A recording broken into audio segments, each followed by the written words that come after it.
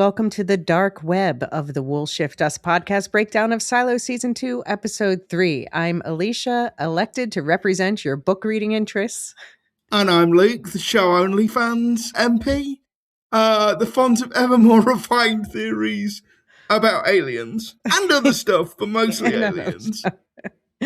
Welcome back. If this is your first episode, you may want to start at the beginning of the season or the beginning of the entire series if you can stand a slightly lower audio quality. And there you will learn more about who we are and what we're each bringing to the discussion. But today we will be focusing on Season 3, Episode 3, A Dark Web, where secrets across two timelines converge, and we've got plenty of conspiracy theories about them. But before we get into it, Luke, just to put minds at ease, what is the full version of our spoiler policy for this podcast? Okay, so the discussion will be spoiler-free beyond what's already aired. So there'll be full spoilers for Seasons 1, 2, and the first 3 episodes of Season 3.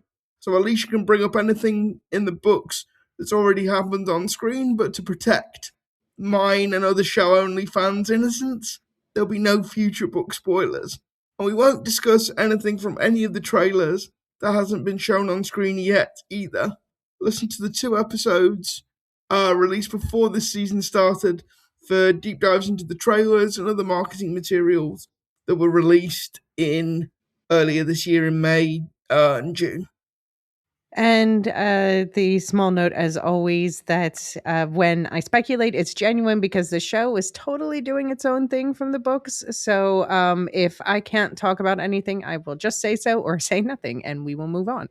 But if you do want the full spoiler discussion and deep dives into all of the book secrets, then I recommend sticking around until the end when I talk about the Book Club podcast, where Abby and I are getting together every week for a deep dive into what we think is going on with the book lore in this show, and a special topic each week. This topic will be the mines, but this week I'm going to make up for, I'm sorry this episode is a day or more late, but I will make up for it we have an extra section at the end where I'm splitting the deep dive into the book mine stuff into 2 episodes. We will talk about the mine stuff discussed in the first book here and the mine stuff discussed in the 3rd book in the Book Club podcast. So, also, Luke, you and I just did a feedback episode. That was fun. Lots of good discussion. We did, and we got a lot of feedback as well. Yeah. We will probably wait a little longer for the next one after episode 6 because Luke's going to do a little traveling. So we're going to focus on getting the episodes out themselves. But there were a few quick pieces of feedback that we got based on that episode that we just put out. So people are quick.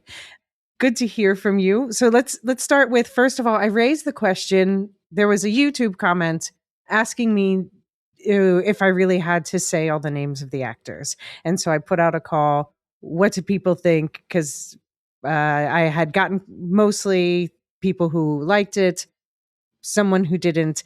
We got a couple of responses where Quilt Becca said, I appreciate hearing the actor's name when you first mention the character. It helps me to learn the cast, and it shows respect to the actors.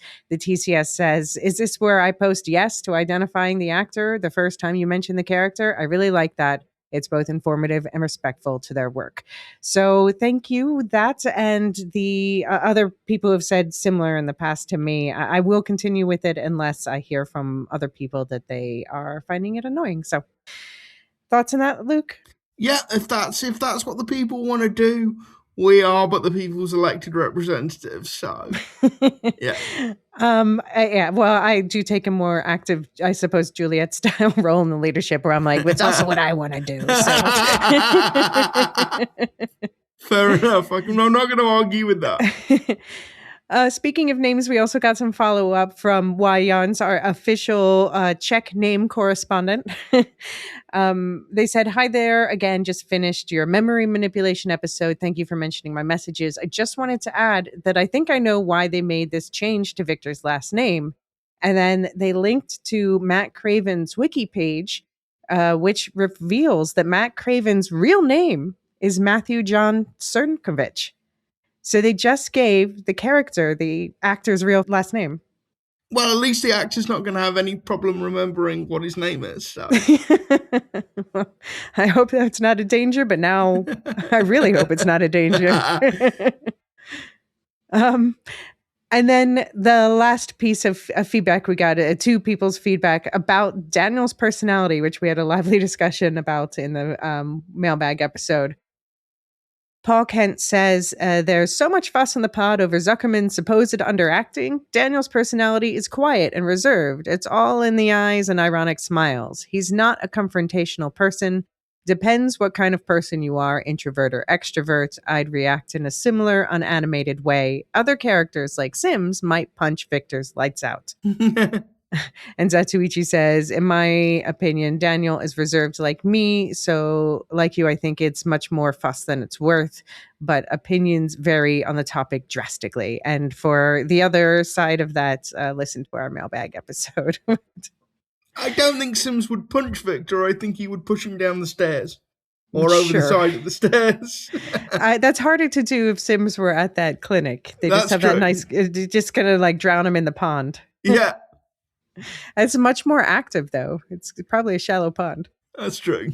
All right, let's get into the episode itself. Season 3, Episode 3, A Dark Web, slightly shorter this time at 48 minutes. It was released Friday, July 17th, 2026 on Apple TV. And this one, again, was directed by Michael Dinner. This is the final episode in his batch of episodes for this season.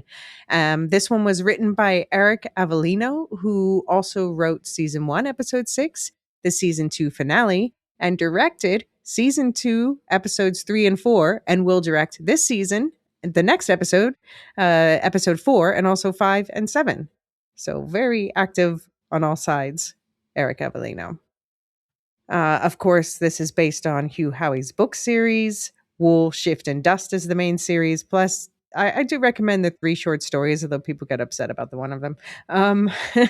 But this episode today that we're discussing is Juliet and Daniel are embroiled in parallel investigations across timelines as Juliet looks for Lucas in the Silo 18 present timeline, an investigation that plunges her into the menacing mines. In the past, Daniel tries to learn more about the mysterious mission that his sister can no longer remember.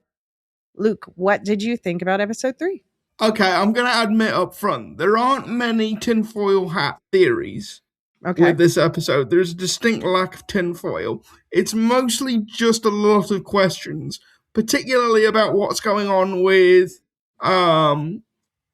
Camille and Robert Sims and how the reset process works. I think that there's one scene in this episode that I think we get a lot of information where Camille and Robert are talking to each other, and I think it opens up a whole can of worms and questions about how this idea of the reset works. Okay. Yeah. I was surprised in that scene that Sims knows as much as he does, to be honest. But then I thought about it. I was like, well, he obviously knows about the memory drug because he was overseeing that with Gloria. He threatened, or promised, I suppose, it to Patrick Kennedy last season. But I was really surprised that he knows what the D+ is. Well, what I was thinking of, in episode 2, the algorithm says this has been attempted in 6 other silos, including Silo 18 twice. And we sort of speculated. Once so far. They did it in the, well, at least that we know of. We know, and this is like the books. There was a memory reset 140 years ago during that rebellion, and then it's supposed to be why it's been peaceful since. Yeah, and we sort of speculated what that might mean for the other 40 odd silos. Right. So 6 had a reset. What about the rest? Yeah. What about the rest? And we said, does that mean that they didn't need a reset, or did it only succeed in 6?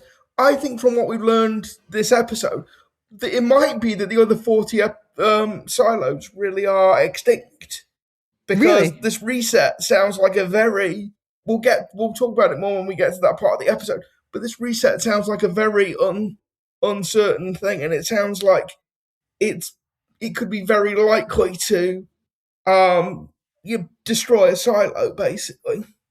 Well, I wouldn't read what they're saying, like that the reset destroys a silo. Basically, I mean, we'll talk about it obviously more Yeah, shortly, but basically that he's saying if it doesn't work, it's either the reset or the safeguard, and yeah, we know the safeguard is what happened to Silo 17 to Solo Silo.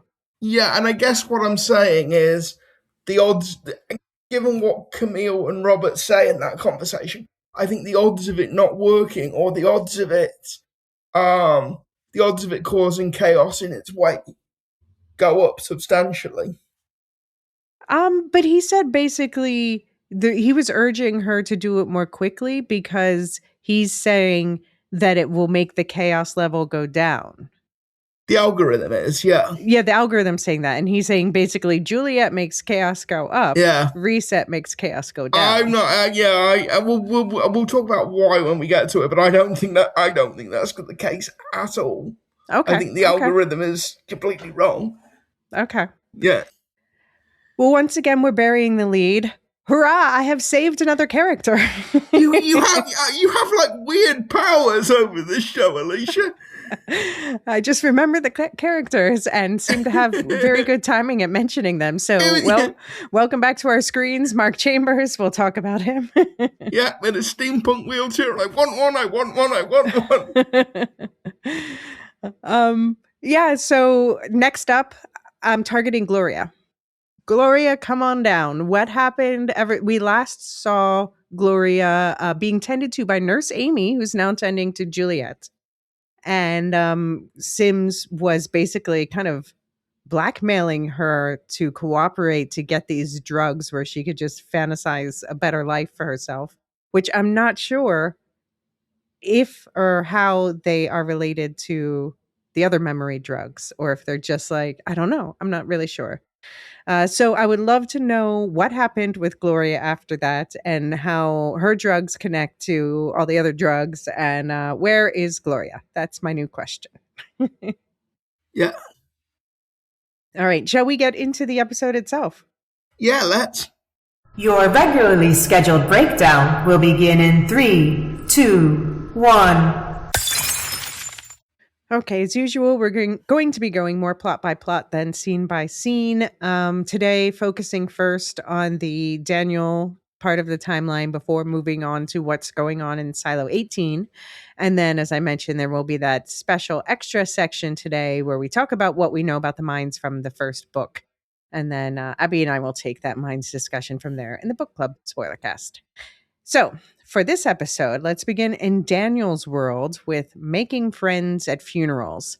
Daniel, played by Ashley Zuckerman, visits the funeral of a man named Juan Almeida, Marcelo Cruz, the leader of his sister Charlotte's squadron in that fatal mission in Iran.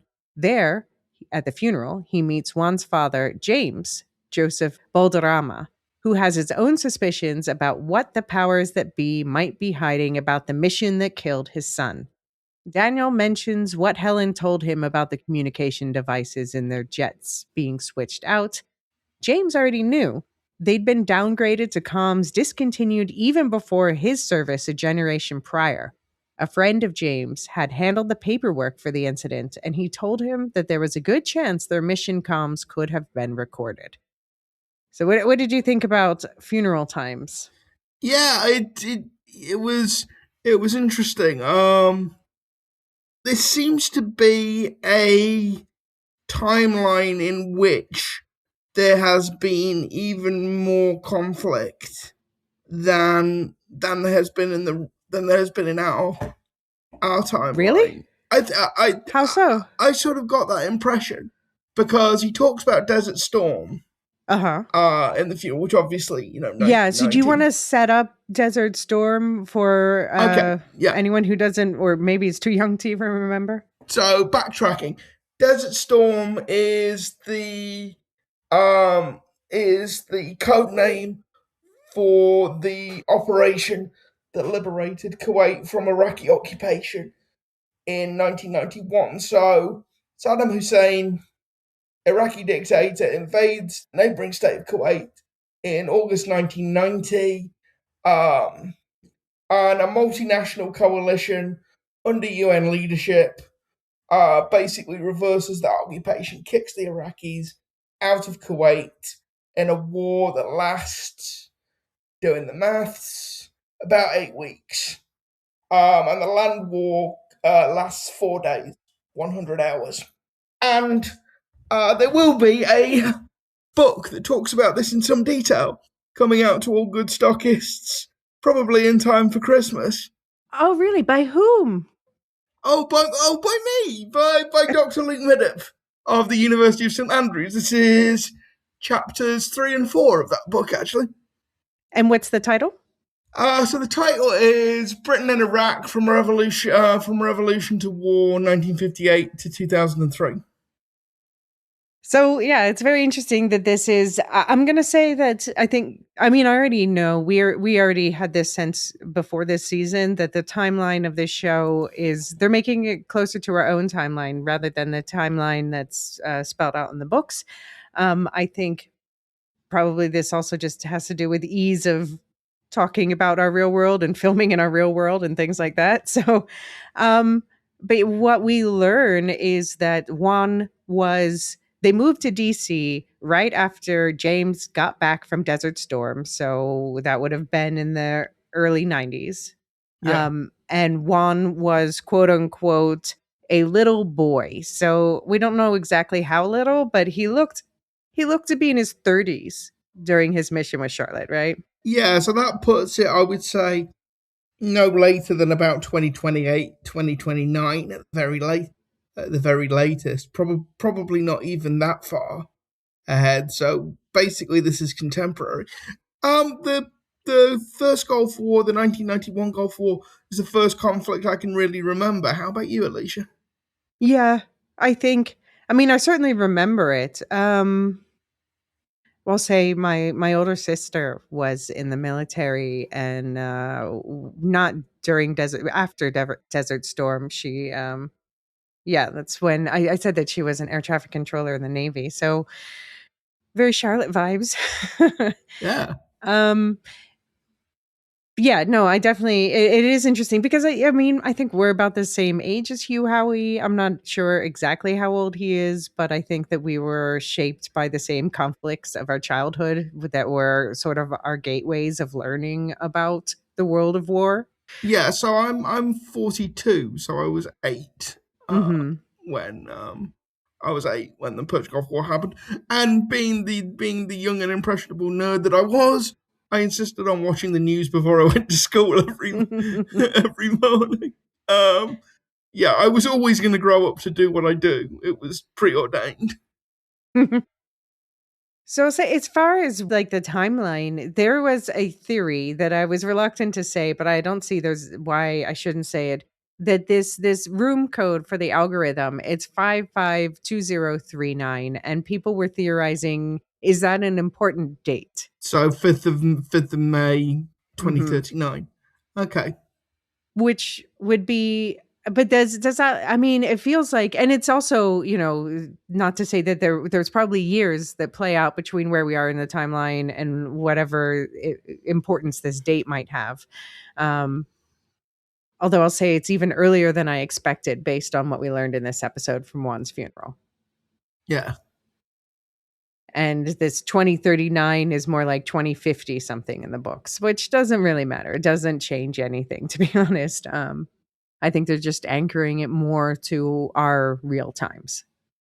Yeah, I think that, like you say, and also there's the practical reason that it makes it easier to film as well. Right. That's true. But yes, we learn that Juan's father, James, has been out of the military for nearly 20 years. And also, it sounds like his wife, Allie, he calls her, in the credits, there's an Alessandra, I assume that's her, played by Carmen Abela, the woman standing next to him on stage. I assume that's Juan's mother. And apparently she was also over for a tour in the 90s. So that they're like a military family. And James, he sees the captain of the Nimitz and is like, I've been out 20 years and still like straighten up. So a lot of emphasis on this being a family of real, military men, so to speak. So one of the things I do in my job is I'm the convener of the Strategic Studies Masters program at St Andrews.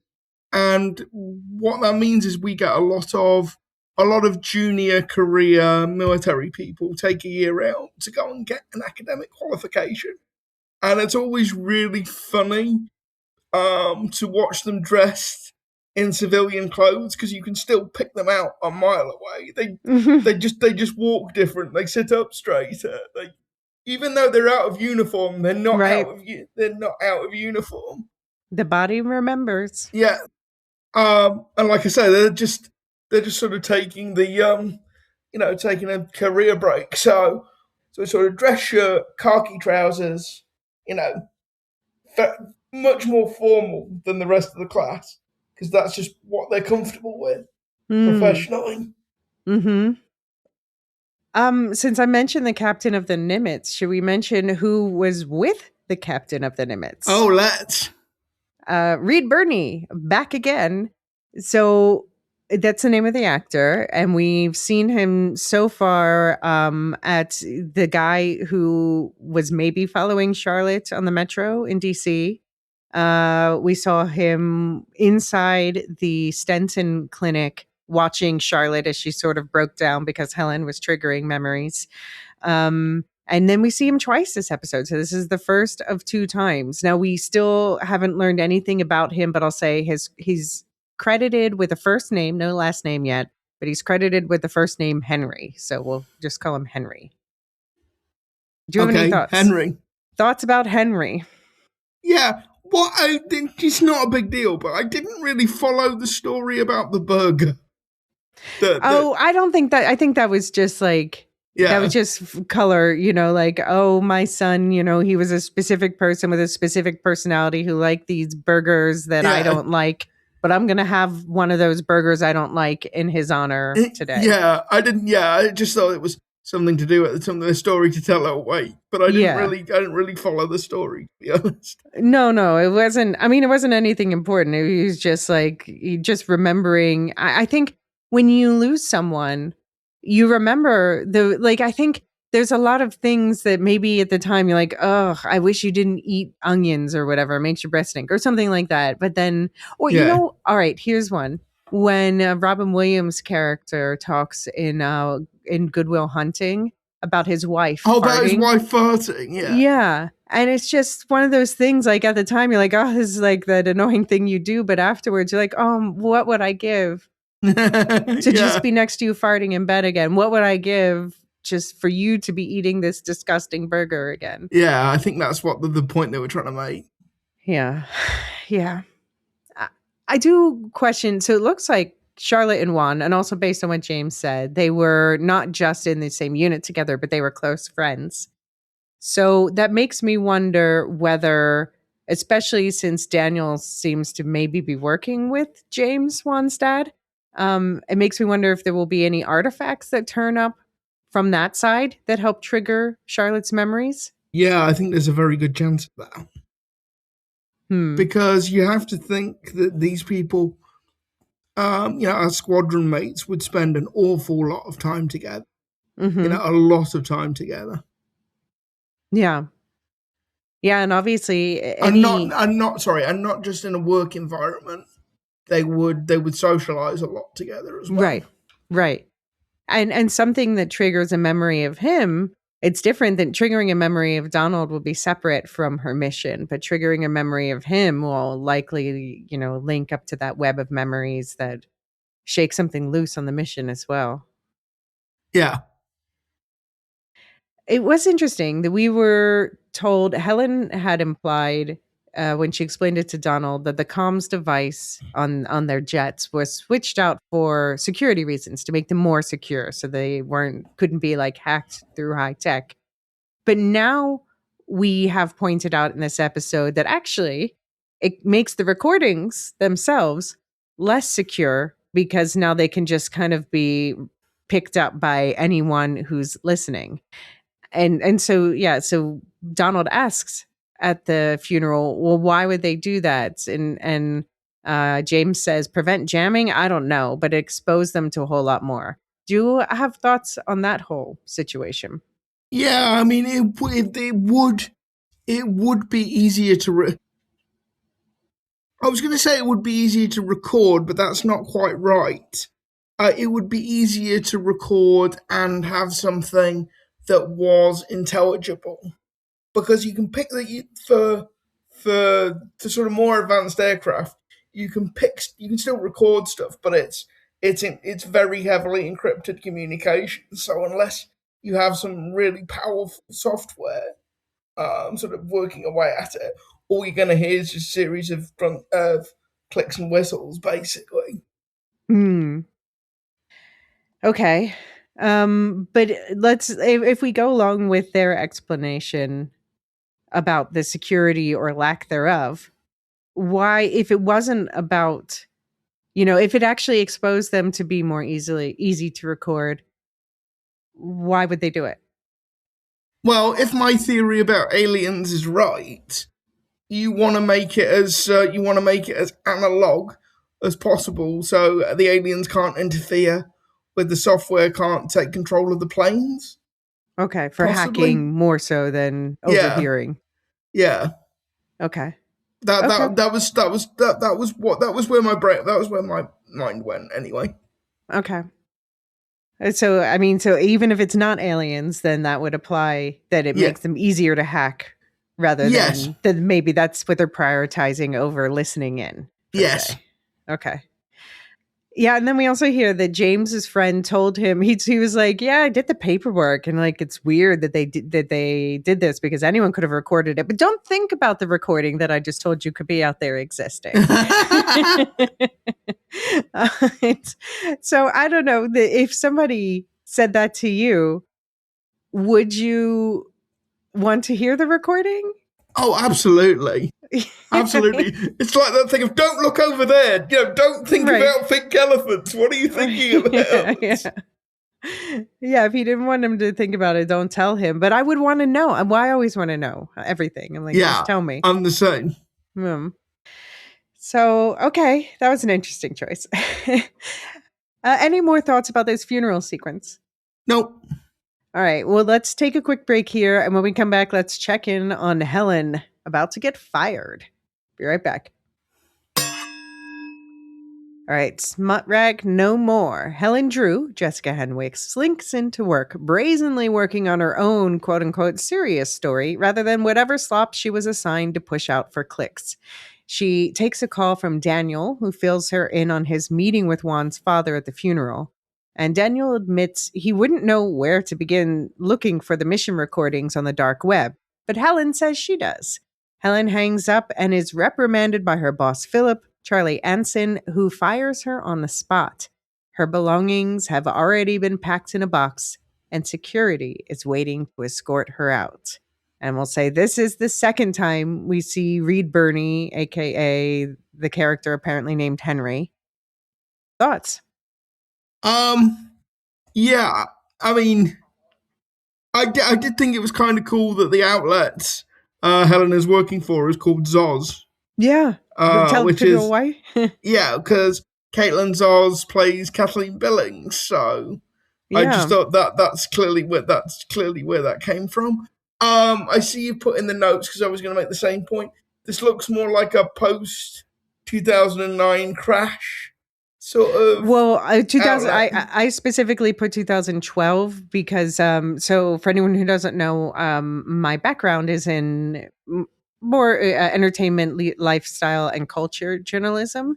And so I am of the generation that started, working for actual magazines. And then 2012 was the year that within a month, all the magazines that I wrote for, I was working full time for Time Out Amsterdam and also doing freelance work for other magazines, and they all collapsed within a month.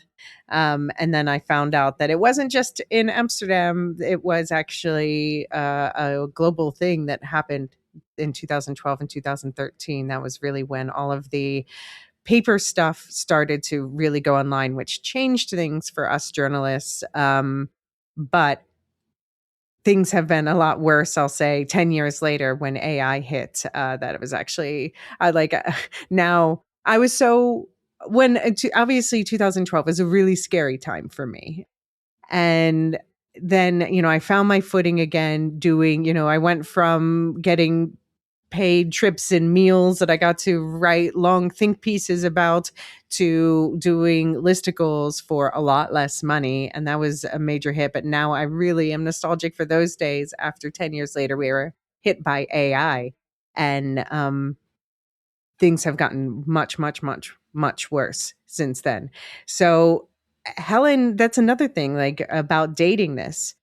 Helen does not seem to be in that environment post AI. She seems to be in the post 2012 paper media crash where, yes, it's annoying and you're doing like these clickbait articles, but at least there was a full buzzing newsroom there. Hmm. Also, I felt for her when I've seen that happen to someone before where they were fired and had to hand over a laptop without warning. And it's like, oh, yikes. And this is why I've never taken a work laptop. Like, you can take my right, my right to access certain, like clouds based stuff away. But, if people put personal stuff in their laptop and then suddenly they're just confiscating on the spot. Like, yikes. What did you think about? Did you think it was fair that she got fired? Um, I mean, probably, but I don't like anybody getting fired for anything. And I certainly don't like people like there's no process there. There's no like it's just like you're fired, get out. I don't like that. Mm. Yeah. No, I mean, that's the typical American, right? But I was also, I was like, listen, I understand it sucks that you have to write this slop. That's what you're paid to do now instead of actually engaging your brain and writing things that you care about. But that is a job that you were hired for. So even Andy from The Devil Wears Prada 2 gets that when she needs to find stories that serve both interests. Like you can't just be like, oh, you want me to write a gossip mag thing, but no, actually, I'm going to write a think piece about war. Like, I'm sorry, that's what publication do you think you work for right now?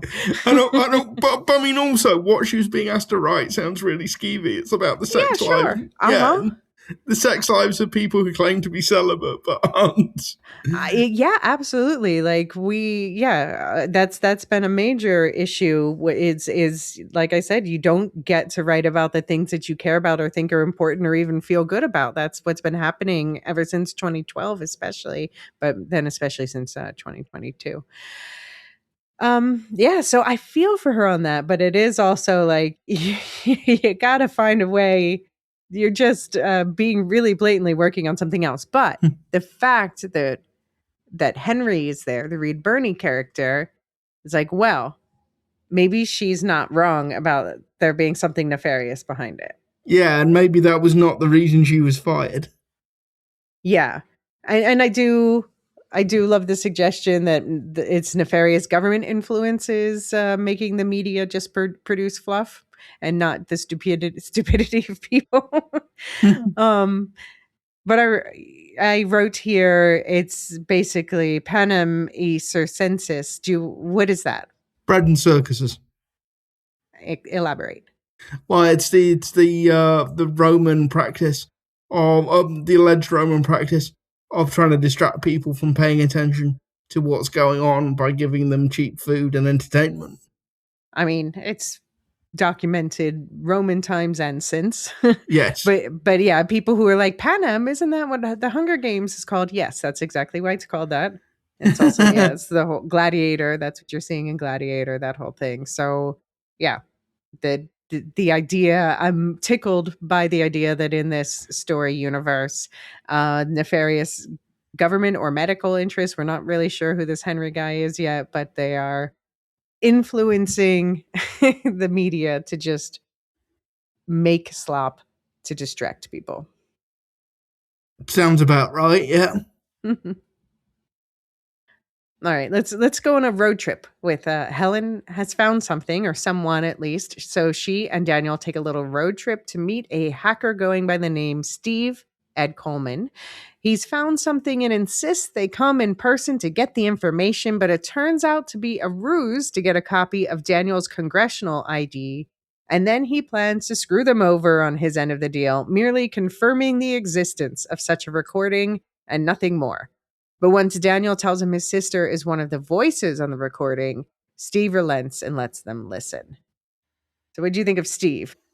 Oh, sketchy as hell, like just uber sketchy. And also, he reminded me he's got the same haircut as Anton Chigurh in No Country for Old Men, and that is the haircut of psychopaths. I mean, I think he's a conspiracy theorist character. I'll say shout out Gail on Blue Sky commented on our feedback post. Don't let Luke read what's on the hacker guy's screen. If you pause it just before he goes to his chess game, one of the comments is about about extraterrestrials. So, and now I'm going to go and do it again. That's like telling me not to think about the comms. Well, say anyone who wants to see it, I did post that screen in the chat, and I'll tell you, summarize for you what's on that screen right now. It says, the Abyss. I think the Abyss might be the name of the chat board where they're talking about conspiracy theories. But the title of this post is "Mass Whale Deaths: What Really Happened." And so they say there's just discussion about apparently a bunch of whale deaths somewhere in the Atlantic. And so one person says, ex-Navy guy said they're testing acoustic crowd control tech underwater. Someone else said it was near underwater volcanoes and they had an unexpected reaction and that there were booms over the Atlantic a month ago. Someone else mentions a leaked document from 2004 about acoustic propagation tests. Someone says they're pumping electromagnetic frequencies into the atmosphere that can destabilize entire ecosystems. Someone else posits extraterrestrials. Someone else references general unrest, wars, collapsing economies, and says the Earth is just lashing back against humanity. Everything is connected, man. Oh. So keeping in mind, these are from conspiracy theorist boards.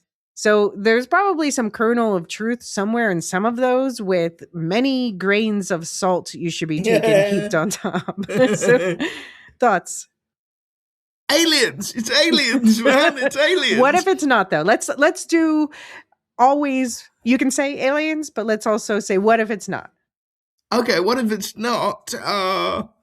It could. I mean, it could be the what the fuck cloud. I suppose could be some kind of natural phenomenon. You know, it could be the Earth. The Earth basically trying to heal from the presence of humanity. I guess. It could be any of those things that were mentioned. But why would it look like an oil that like flies in little bits? I don't know. It's aliens. I'm sorry. I just can't get off the aliens. Okay. All right. And I'll say that Steve was also playing. We saw a chat where someone he got a DM from somebody called Uprisor724. It says, IMB tracked you. I'm not really sure what that means. If anyone has thoughts about that. I don't get that. But then he turns to the chessboard. So I don't know if it has to do with that. And we see that it looks like he's called X-File 1013, I think. And the other player's called Bigfoot Lives. And this is someone he's playing chess with. And my crackpot theory now, for lack of anything else, is what if it's the person he's playing chess with who kidnaps him later? We'll talk about that later, obviously. Okay. Interesting it mentions the X-Files, because this did put me in mind of the lone gunman character from the X-Files, the three sort of hacker nerds from the X-Files who Mulder and Scully will go to from time to time for help with anything technical, although the difference being that they were nice, generally cooperative, rather than being dicks. So, yeah. Yeah, Steve is a real character. He says He's not working for anyone, just one of many like-minded individuals holding government fuckers like you accountable by intercepting communications, man. But I mean, it's one thing to say that and another thing to like demand, like, I'm going to copy your ID, which feels like it's inevitably going to get him in trouble somehow, Oh, Daniel. massively, yeah. Hugely. And he also like asked him to turn over their phones when they entered. I'm like, did he dink some data from there? And then he wasn't even going to let them listen to the recording. No, he's just telling them that it existed. He's like, yeah, their intermediary, who's apparently some guy named Byron, should have been more specific. I'm like, well, fuck Byron and double fuck you, Steve. So presumably that's a contact that Helen has. Yeah, or someone she found on the dark web. Yeah. Or, yeah, I do wonder, like, I say the name Byron, we'll see if that's just a throwaway name that never comes up again, or if that is like a contact she has who helps them find other things. And yeah, and I do think Steve is not very smart for having them come there, though. He threatens to mess with their search histories if they tell anyone about this place. But it feels like if he were really being precautious, he should have just had them meet in a public place and brought his laptop. Yeah. But then he wouldn't have had the recording. And also, like, they wouldn't have been able to go back there. Yeah. Also, I get the impression that he's probably quite agoraphobic. Agoraphobic? Yeah. Yeah. Yeah. Maybe. I don't know. Just misanthropic. Yeah, possibly. And like I say, he has the Anton Chigurh haircut, so that's the haircut of a wrong'un. Yeah. Well, I'll say I'm not impressed by his conspiracy theory skills because he didn't even notice that Daniel and Charlotte have the same last name until it's pointed out to him. Yeah, that's true. That's true. I hadn't considered that, but yeah, good point. That's a pretty big one. Yeah. So okay. So this recording that they hear, first of all, Helen doesn't think Daniel should hear it. Like I would, this is where we see a spark of Daniel backbone where he's like, there's no way I'm not listening to that. I'm like, yeah, I would be even angrier about it than he is. Yeah. I'd be like, how dare you listen to it first? Yeah. Don't police me on stuff like this. Yeah. But okay. So as far as what they heard, we know it's only 20 seconds, but I did pull, there is on YouTube, there's a whole clip of that mission, including the comms. So I pulled and clipped it down to just the just what we hear on the comms and the sound effects, obviously.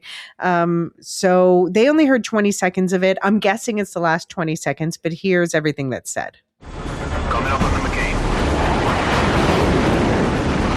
I have visual at 9 o'clock. Okay, folks, this climb to 50,000. 75 clicks to target. And zoom and boom back To Uncle Chester. Raider 2, copy. 3 copy. 4 copy. Y'all seeing this cloud up ahead? What the fuck's a cloud doing at 50,000 feet? Look at the tomahawks. What the? We're 500 clicks from target.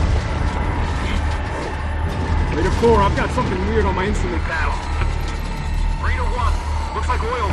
Raider 3, yeah, I've got it too. What is it? Raider 1, I'm armed! I can't!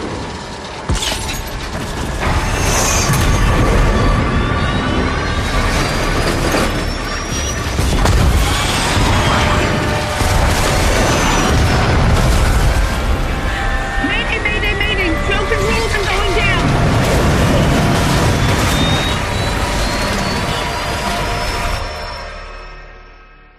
So I'll link the full video clip in the show notes. It's just on the Apple TV YouTube channel, but I'm guessing it was the most dramatic 20 seconds of that conveniently. Presumably, right? Presumably, yeah. I gotta say, when I watched the episode, I didn't get the Raider 1 I'm armed bit. I didn't hear that, which is interesting because that might suggest that the cloud or whatever it is like setting off the fusing for missiles or bombs or whatever ordnance they were carrying. I just thought it was the cloud got into the intake valves of the engines and and that oil messed with the internal mechanics of the plane, and that's what caused them to explode.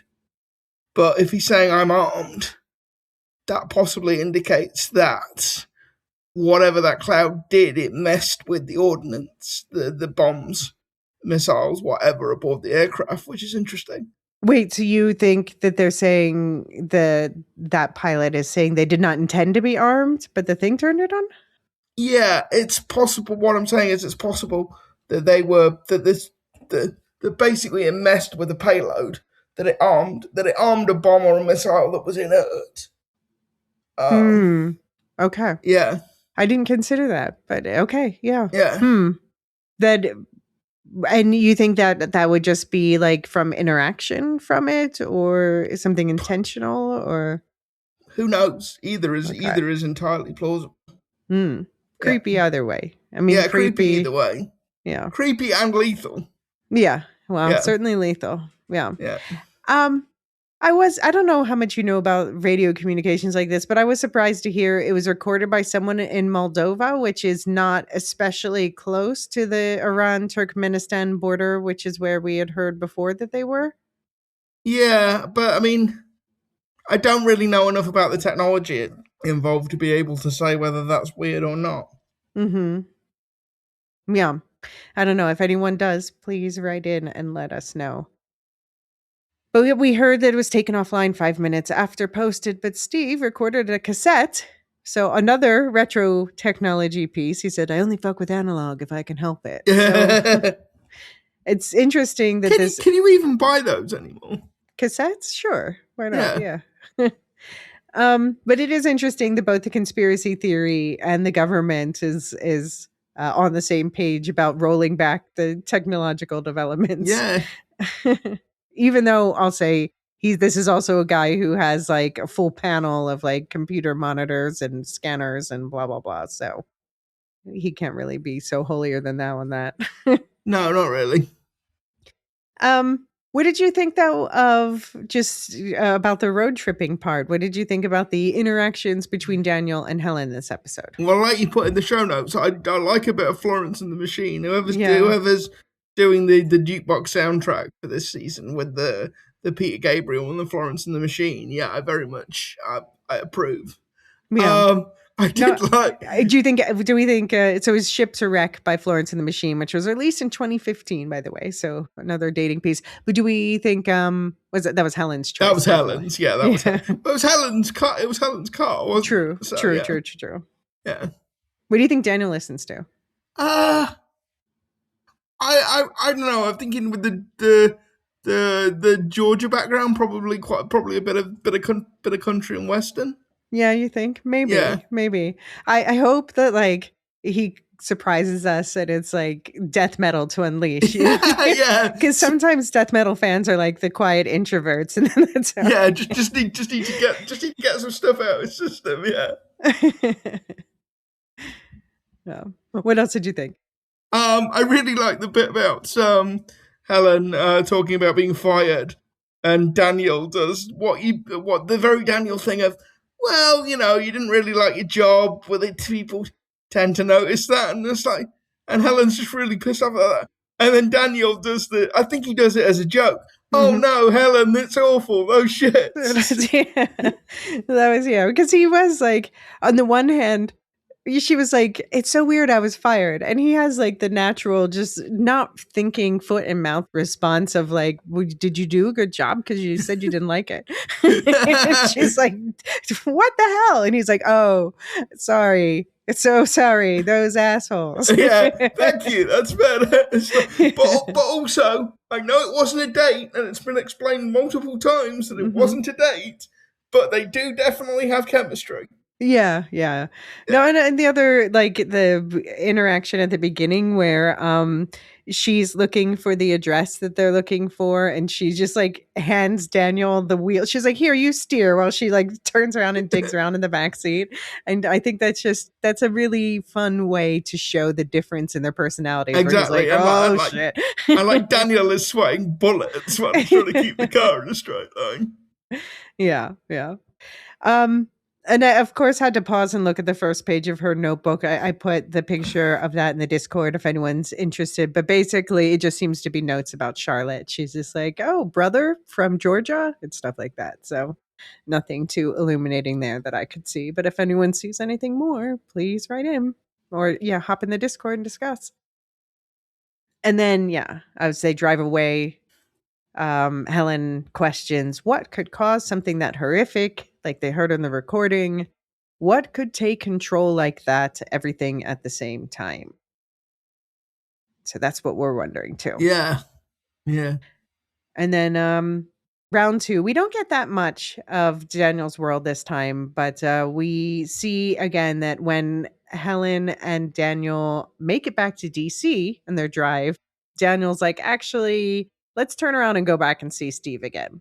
Because Daniel, he wants the recording and he wants to share it with public. However, when they get back to Baltimore, they find the lock to Steve's hideout busted open with the interior tossed, and Steve is missing. So Yeah. what do you think happened to Steve? I think Henry happened to Steve. Hmm. I think the only way that makes sense is if something's been done to Helen's car, so there's some kind of tracking device in her car. Also, they only handed their phones to Steve once they were actually inside the building, so it could be their phones as well. Yeah. Yeah. I mean, I wonder. Oh, I did want to point out she said Rayburn, and I looked it up, and Rayburn is the House office building. So that's where Daniel would work. Daniel would work as a congressman. Yeah, so it's named after Sam Rayburn, who was a Speaker of the House of Representatives in the 40s, 50s, 60s. Okay. And today I learned. Yeah. Yeah, as far as Steve, I mean, I shared my question about his chess buddy. I do wonder if Helen is being bugged since, or maybe even Daniel too, since we've now seen, let's see, we've seen Henry following definitely Charlotte and definitely Helen. And yeah, the fact he was at the funeral too means he's probably also following Daniel. Yeah. So I don't know. I do wonder if they are being bugged or tracked somehow, and that's how they found Steve, or if, through another way, like the chess buddy. We shall see. I am curious. That is not book stuff. There's no Steve in the book. Okay. All right. Any more thoughts on what's happening in Daniel's timeline? Only that if Steve has picked up on this, he's not going to be the only one that has, and you can't go around kidnapping everybody. So sooner or later, this is going to start to leak out into the public domain, and it will be interesting to see what happens when it does. Yeah. Yeah, you kidnap a conspiracy theorist, then all of his conspiracy theorist friends are going to be like, what happened to him? Yeah, where'd Steve go? Yeah. All right. Well, on that note, where we're going to go is on a quick break. And when we come back, we're going to talk about Silo 18. All right. Juliet is ready to reclaim her identity. Nurse Amy, Jacqueline Bursis, continues to hover over Juliet, Rebecca Ferguson, asking about her health and pretending to not have already discovered that Juliet is actually spitting out her pills. And under their new understanding, Deputy Jerry, Liam Akpan, looks away as Juliet slips into the bathroom to do so again.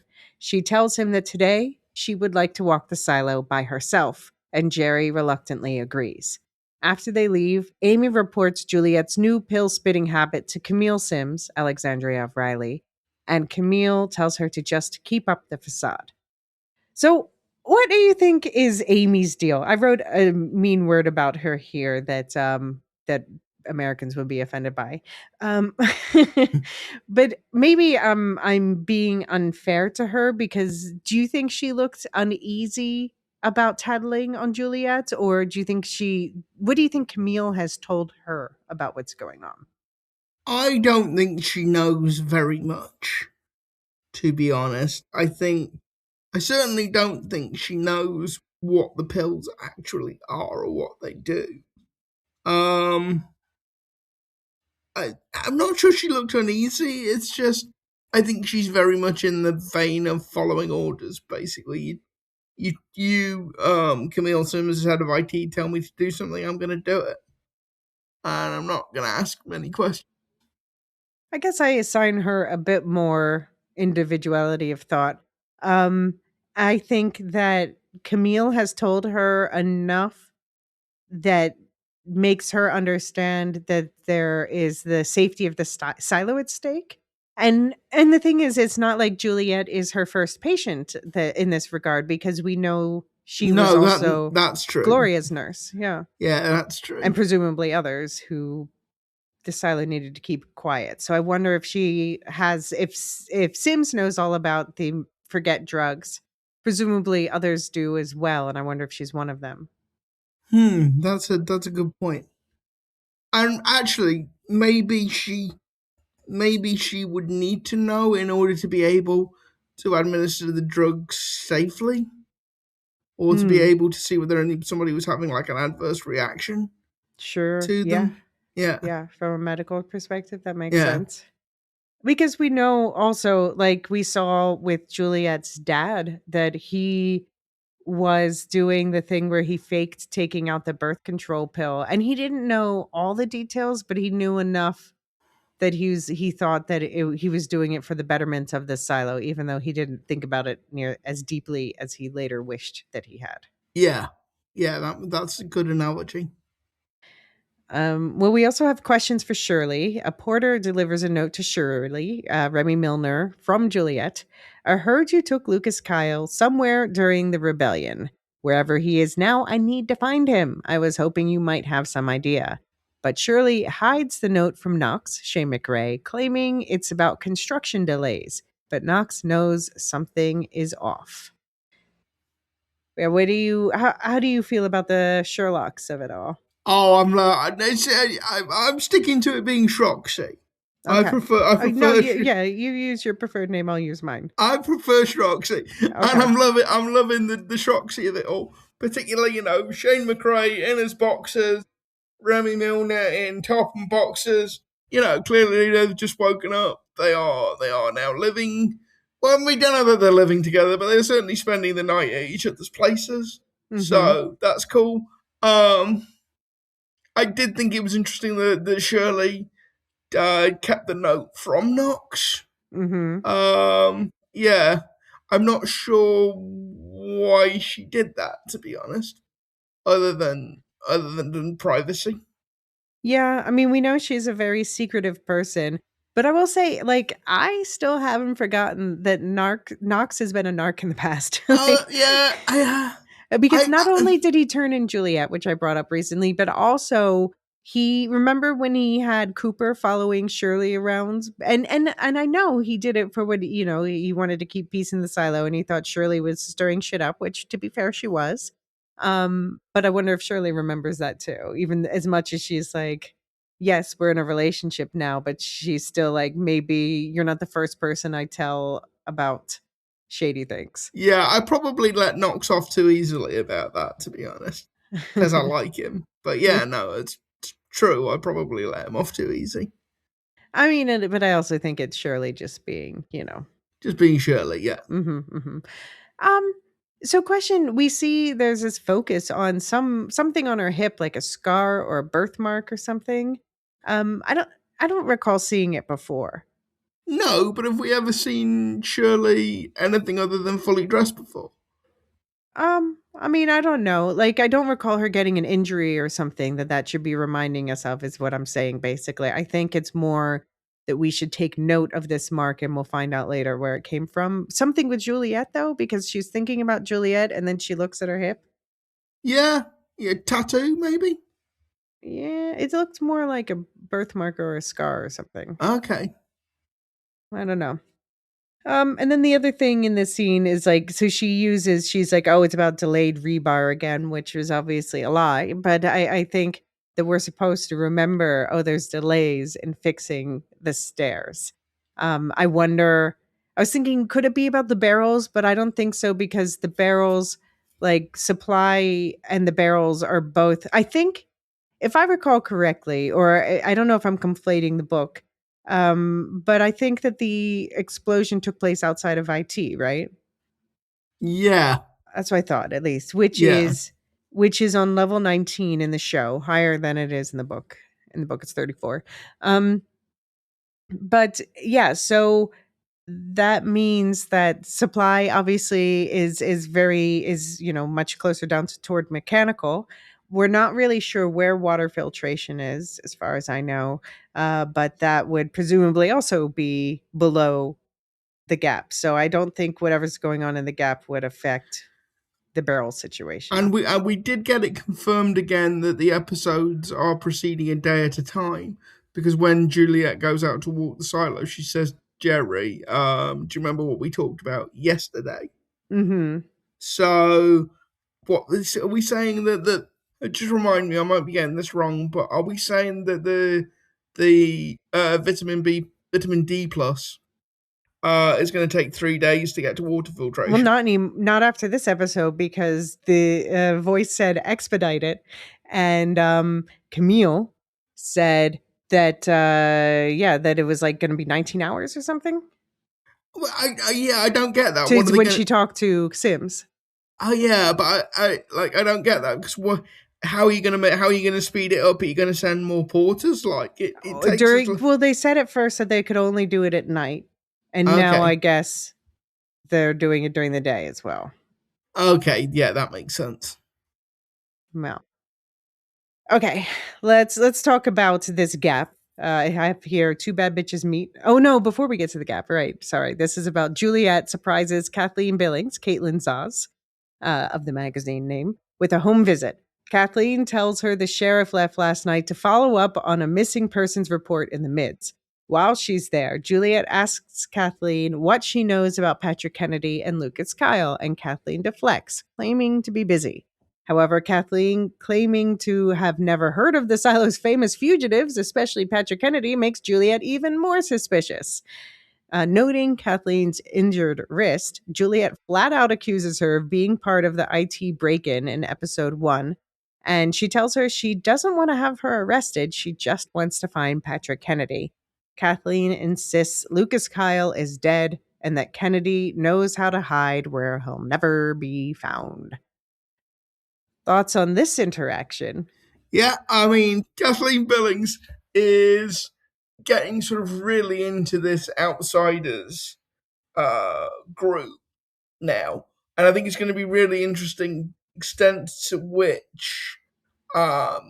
to which Sheriff Billings is going to actually be able to protect her, because I think she's not really cut out for this in the way that Patrick Kennedy is. Patrick Kennedy is somebody who has spent a large part of his life living outside the Pact, living outside the mainstream of the silo.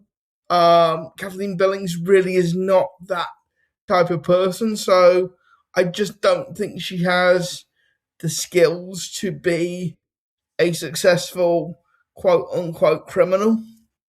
She's a rebel. That's not a criminal. I put it in quotes. Is Leia Organa a criminal? I say no.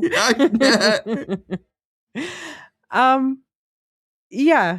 I mean, I thought for me, the thing that especially stuck out here was that Juliet is like really being Juliet, even if she doesn't really remember everything. Like, just it was quite bold of her to be like, so I see you hurt your wrist. Obviously, you're the one who did the break-in. Like, let's just be blunt about it. And Knox makes that exact point later on in the episode. Yeah. And I applaud Juliet for her bluntness, to be honest. Yeah. But also, I mean, Kathleen knows that Juliet's met with Patrick Kennedy and co. I guess she doesn't know where Juliet stands after that, but she knows she was willing to go there at least. Yeah, I mean, she's at least willing to hear Patrick Kennedy out. So from Kathleen's point of view, that's got to mean something. Yeah.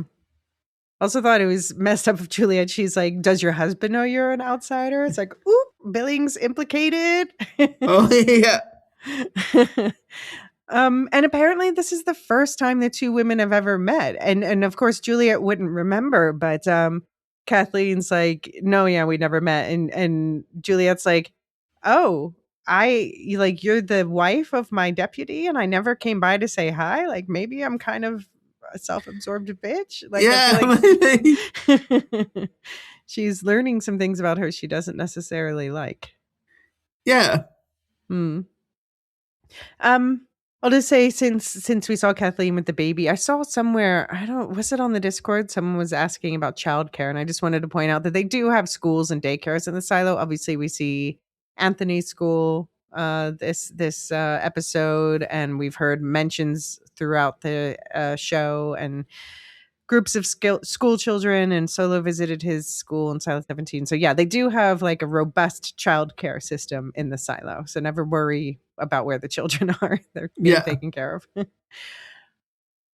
And so yeah, Kathleen says that Patrick Kennedy has hunted Lucas for months and even had them following his mother and found nothing. And apparently they questioned his mother, and what she told them at least is that the last time she saw Lucas was the last time we as an audience saw him, which was in the season 2 finale when Sims was in her apartment waving his gun at both Lucas and his mom. Okay. Well, that with what we find out later in the episode, that does make sense. Mm-hmm. Yeah. So he used the chaos of what happened in the finale to bugger off to the mines, it seems, as we learn. Exactly. But then there's the question is brought up again of what Bernard and Lucas talked about in the stairwell in the season 2 finale. So that conversation again happened after Lucas spoke to the door in the basement and right before Bernard decided to go outside. What do you think that conversation was about? I'm not sure. I think it's something along the lines of, we know about the safeguard because Bernard says something to the effect, I know who, but I don't know why. So I think what it is Bernard knows about the algorithm. He knows about the safeguard. I think what Lucas told him was who was behind the algorithm, like who is controlling or programming or interacting with the algorithm. Because I'm not convinced that I think the algorithm is like I was going to say a middleman, but a middle entity between the people of the silo and whoever it is that's actually in charge. Yeah, I mean, I guess I would say the majority of people online, and I tend to agree, think that it has something to do with the safeguard because it just seemed like maybe that the safeguard was about to be implemented or something, because it just seems like whatever Lucas said to Bernard just made him give up and just be like, it's over. What's the point? But then, yeah, that is the question. Like, would Bernard have known about the safeguard? Obviously, knowing about the resets is something that even the head of judicial knows, or security. Camille has been told about the safeguard, so we have to assume that Bernard was. Yeah, although the algorithm said to Camille, like, we're well outside. Well, he said I think we're well outside the Pact, but my presumption is that the algorithm is taking more liberties in this quest to save the silo. Maybe, but I'm not sure the algorithm. I'm not sure the algorithm has the ability or the inclination to care one way or the other about what happens to the individual silos. It may be programmed to save humanity in general, but I'm not sure it has the capacity to care about the individual silos. I mean, it depends whether or not you believe it, but there was that interaction in the season 2 finale where Sims says, I want to save this silo, and the algorithm says, so do I, and then tells him to get out. Yeah. That's talk true. to your wife about that. That's true. So the algorithm at least expressed an interest in saving Silo 18, but who's to know if the algorithm can feel or feels that or what, but at least express but that. I mean, if it's been left for 300 years sort of running 352. 352 years running itself. Who's to say that it's not a sort of Skynet situation where it's been able to evolve beyond its original programming? Mm-hmm. Yeah. Yeah. So we also learn that after the rebellion, Kathleen tells Juliet Paul said the bodies were 3 deep over the circulation fans on 144. And so this would be because that, wherever the people died in the silo, if they fell over the railing, they would end up in the same place at the bottom, on where George ended up over those fans. And Juliet, I just can't help but think she might not remember being part of mechanical, but she knows intellectually, at least, that these were her people who were, and buried 3 deep the bodies afterward. So that's a lot. Yeah, that's interesting. I thought the algorithm said something interesting as well that didn't quite square with that, because we're led to believe there are 10,000 people in the silo. Yeah, so that means that there was, that's somewhere else here, 9,913 people left. So that implies that, if there were exactly 10,000, which probably there weren't, but that would imply about 87 people died. Yeah, which wouldn't be stacked 3 deep. Well, the area is not that wide. I suppose, yeah. If they fall down the central shaft. I suppose, yeah. Yeah, no. I hadn't really... Okay, scratch that. I hadn't really thought that through. And we also hear they were running the incinerator 24 hours a day. Now, that you wouldn't need to do if there were 87 people. Well, for at least a few days. How long does it take to burn a body? Yeah, but presumably you weren't putting them in one at a time. Depends. We saw a glimpse of the incinerator. That was in the show, right? When Sims talked about burning his whole thing about like Bernard burning Bernard, yeah. Dying from quote unquote poison. Not being smothered in the face. Yeah, I guess. So I don't know. It looks like there was one incinerator because probably, but yeah, normally of course they bury bodies because that's much more respectful. Yeah, but because it feeds the farm. So yes, it does that as well. So, but what struck me about this running the incinerator 24 hours a day is, the point that Kathleen was making is it's easy to lose track of people or bodies. So, Lucas could have been just one of the bodies thrown in there. But also it made me wonder, was there evidence slipped in there also? Quite possibly. That would be a good time. It's like, oh, it's just burning. No one will notice this extra thing burned. Yeah, so maybe Salvador Quinn's diary. Who knows? Who knows? All right. But Mr. Billings is also busy on investigation Orla. Paul Billings, Chinaza Uche, continues his investigation into the whereabouts of missing shadow to the head of supply Orla Kent, Quaylen Sepulveda. So for Elisa and Motor Riders D, let me know if I said it right this time. He interviews members of her family in a storage room off the marketplace. Her mother, Denise Catalina Botello, says she's never gone even a day without hearing from her daughter. Sheila, Celine Arden, tries to reassure her parents as Orla's father, Rudy Miltos Yerolemu, emphasizes his worries as well. Sheila walks Billings out, telling him how proud they were of her sister being the first in their family to achieve such a high position. And Sheila also tells him about Orla's new boyfriend, Mike Davidson, of whom she is suspicious because before that, he was in a relationship with the previous shadow to the head of supply, Ed Harwood's daughter, Glenda. What? Wow, tea has been spilled. What? How did you react to that? Yeah, no, that is all kinds of red flag going on there. Yeah, so I'm thinking maybe Mike is involved in whatever this bit of pilfering from supply is. Maybe it might even be his idea. Yeah. Yeah, because he might he seems to be the thing in common. So yeah, Mike with his dog might turn out to be a criminal mastermind.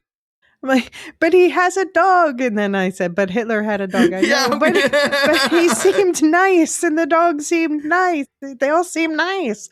But yeah, no, of course that begs the question, like, what if Glenda was framed as well? Yeah, that's where I went as well. Like, what if actually Mike is the one behind this? It reminds me of a worse version of what George did to Regina, where George, Juliet's, dead lover, when he was with Regina before that, he was kind of using her for this relics access stuff and then kind of left her to take the heat. Yeah. So I don't know, Mike, you got some splaining to do. And now, I kept saying that I was like, Orla, just tell him about the thing before you go. But now I'm like, oh, I'm glad she didn't. I'm glad you didn't. Although I suppose even if it was him, even just saying to him, I have an idea, I'm going to go investigate, that might have been, I don't know. Yeah. Yeah. Might have tipped him off. I don't know. Mike, say it ain't so. Find this dog a new home. Yeah, quite. Don't hurt the dog. Never don't hurt the dog. Yeah, it's interesting. We see like that the Kent family worked for supply for decades, but the parents seem to have moved to a marketplace job now. I suppose it's less physically. I suppose, like Orla talked about working the high line and the shelves and stuff. I suppose there's some physical demands to working in supply.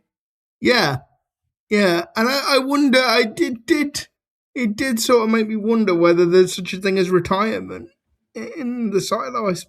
I suppose there must be at a certain point. Carla said she wanted to retire. That's why. Yeah, that's true. Orla was being sent up to the meeting. But I guess what I'm saying is it retiring from that particular job to get something less strenuous? Or is is there such a thing? Are there such a thing as pensioners in the silo? Is I guess what I'm asking. Right. Because then, I mean, we know that of course there are people in long-term palliative care like Gloria. But then, Mare Johns, for instance, when she and Marnes were having their, what if we ran away together? Well, their version of that is like, what if I just set up a stall doing portraits in the marketplace? Exactly. So maybe that's the retirement plan as you go to the marketplace. Yeah.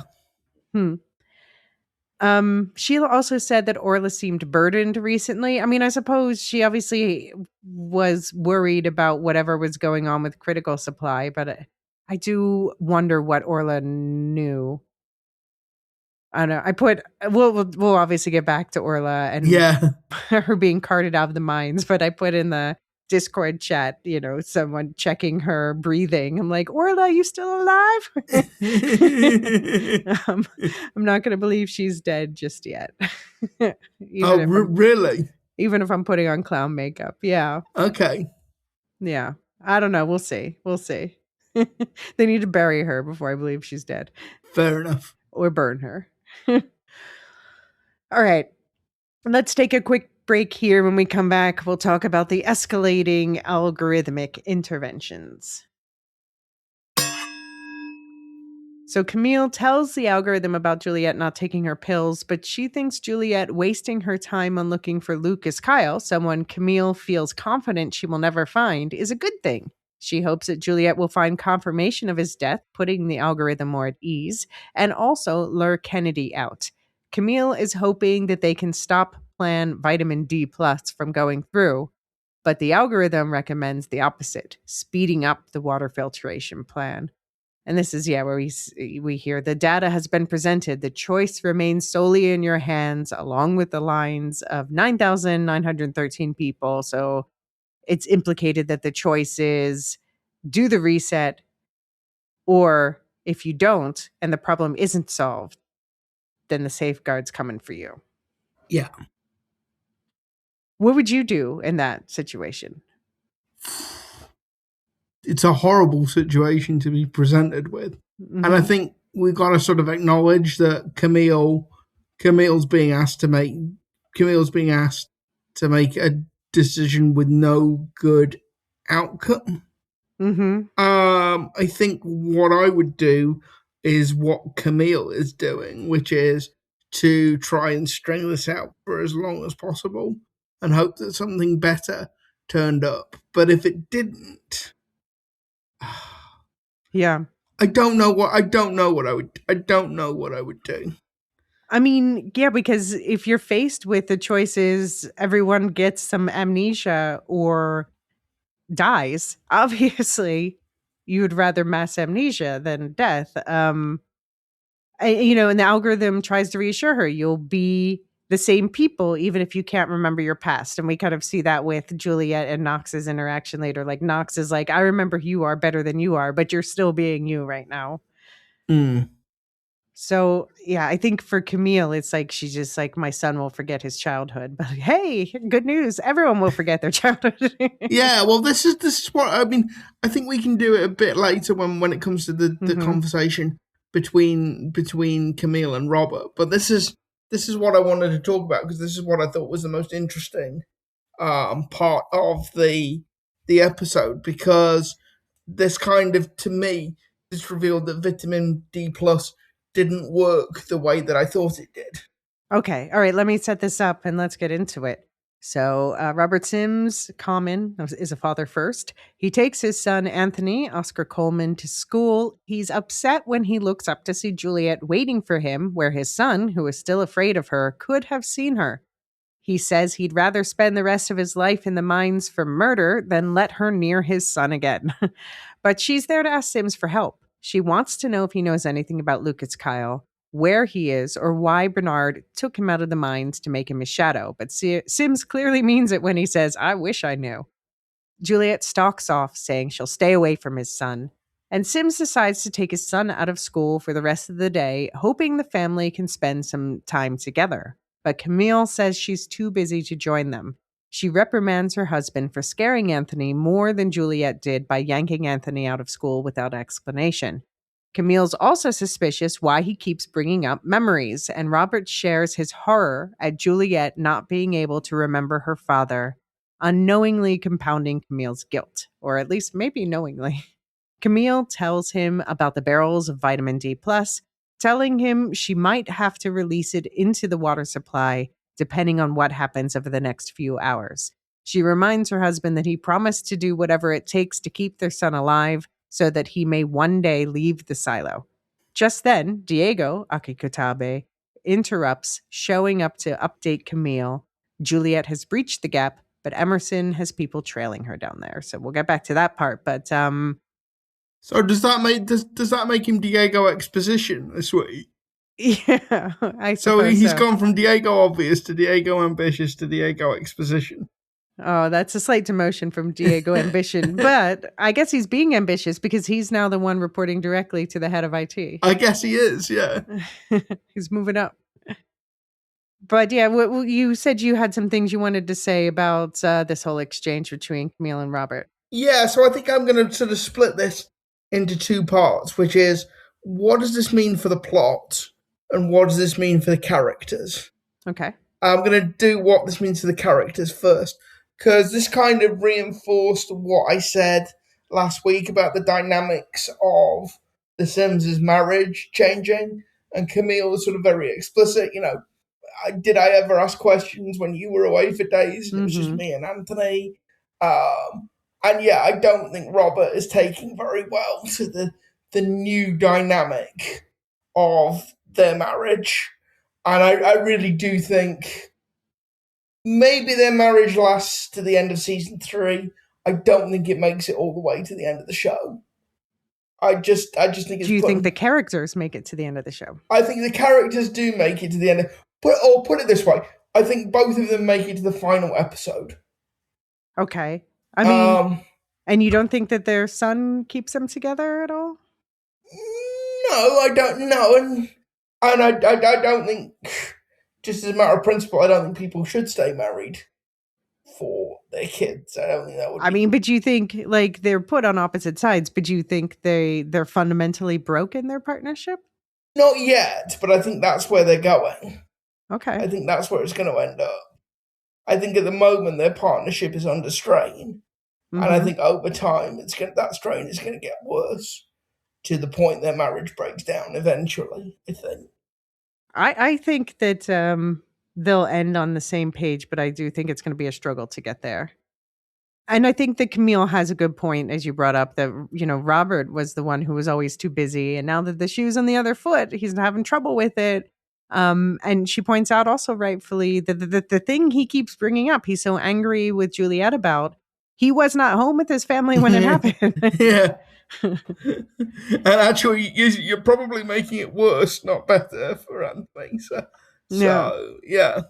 But he does apologize, at least, that he realizes, he's like, I know I'm late coming to this, but now I think it's important we have our family memories. But I can understand from her perspective, she's like, well, what's the point in forming memories that he's about to lose? She's obviously more worried about just keeping him alive. Yeah. And I love the line that Robert comes out with. It's not just that she didn't talking about Juliet. It's not just that she didn't remember the man. She didn't have any feeling for him. No, it's not just that she couldn't remember Pete Nichols. It's that she had no sense of ever having a dad. Mm-hmm. Which I thought was and I thought the way Common delivered that line, where his voice kind of cracks as he said it, was really quite affecting. And I think it sort of got to the heart of what Robert's fear is. It's not just being forgotten, it's Anthony having that hole in his life and never being able to fill it. It's kind of like what the spiritual sort of effect of lost memory is. But the difference with Anthony, I mean, Juliet, if she doesn't remember her father, then that stuff's lost. I'm still expecting that little thing from her brother to show up and trigger memories and stuff. And I think she'll get her memories of her father back. But the difference with what would happen with, the vitamin D reset is that, as Robert puts it, he's like, it's the same thing you're doing to Juliet, but lower and slower. So, it doesn't Anthony will still live with his parents, and he'll still know that's his parents, and they'll form new memories together. So it's not like he won't be like, oh, I don't have any feelings for my father. He'll be like, there's my father. As Juliet says, he's like, Anthony still wakes up in the middle of the night afraid, and she's like, well, at least he still has you. Yeah. And that would continue to be the case. Actually, he would forget that Juliet ever threatened him. That fear would go away. And he would still know that Robert was his dad. Yeah, I guess. Yeah, although this is kind of what I want to talk about, because I think that this scene was really, for me as a show watcher, this scene was really interesting because from the way Bernard explained it to Lucas Kyle last season, I sort of had a different understanding of how the vitamin D plus worked.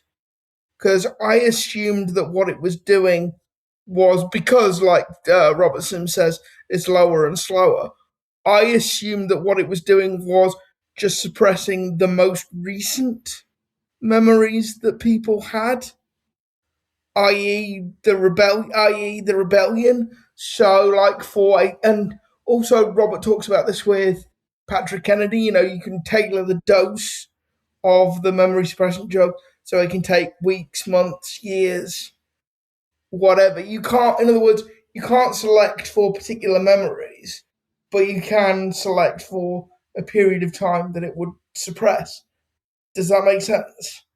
Yeah. That the way that Robert Sims described it to Patrick Kennedy did kind of make it sound that way. But I'll say the way when they, this whole thing about releasing it in the water, we know that in this universe, they did do it during the rebellion 140 years ago. As a book reader, you actually get a section or half of a section of Shift, the second book, that's dedicated to that rebellion, and you see this happen. So what you see happen at the end of it is, yes, this has been released in the water, and you have your character with central perspective mission And for example, Mission had a friend who died. And so after this reset, like he didn't really remember there's a reset. He's just kind of, there's like this complacency that kicks in with the slow dose. But things like he didn't remember his friend that died, but then he remembered the name. He's like, I like that name for some reason. I think we should name our kid that name. It feels like a good name, but he didn't associate, he couldn't remember the friend. Okay. But this is where I think this is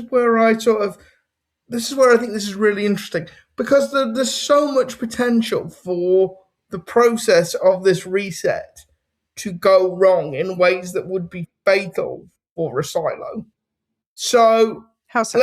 let's just give a really obvious example. What happens if the head of mechanical turns up and doesn't remember how the generator works? Yeah, okay, no, but it's not that. It's more, there are it's not targeting like muscle memory or something. So for example, if you knew how to play the cello, you would still probably know how to play the cello, but you wouldn't remember having learned it per se, except that maybe that comes back through your interacting with the cello. Okay. Well, all right. Let's assume for a second that you can do that. But like, let's just talk about the scenario that the Sims were talking about, that Anthony would lose memories of their parents. Now the Sims are going to know what's happening because they're in on it, but other families are going to go through that experience and not understand what's happened. Yeah, that's why it's low and slow. So the idea is that people don't really necessarily notice it's happening. There's just like some brain fog. And then people don't get upset about what they don't remember. So is it also acting as like a tranquilizer?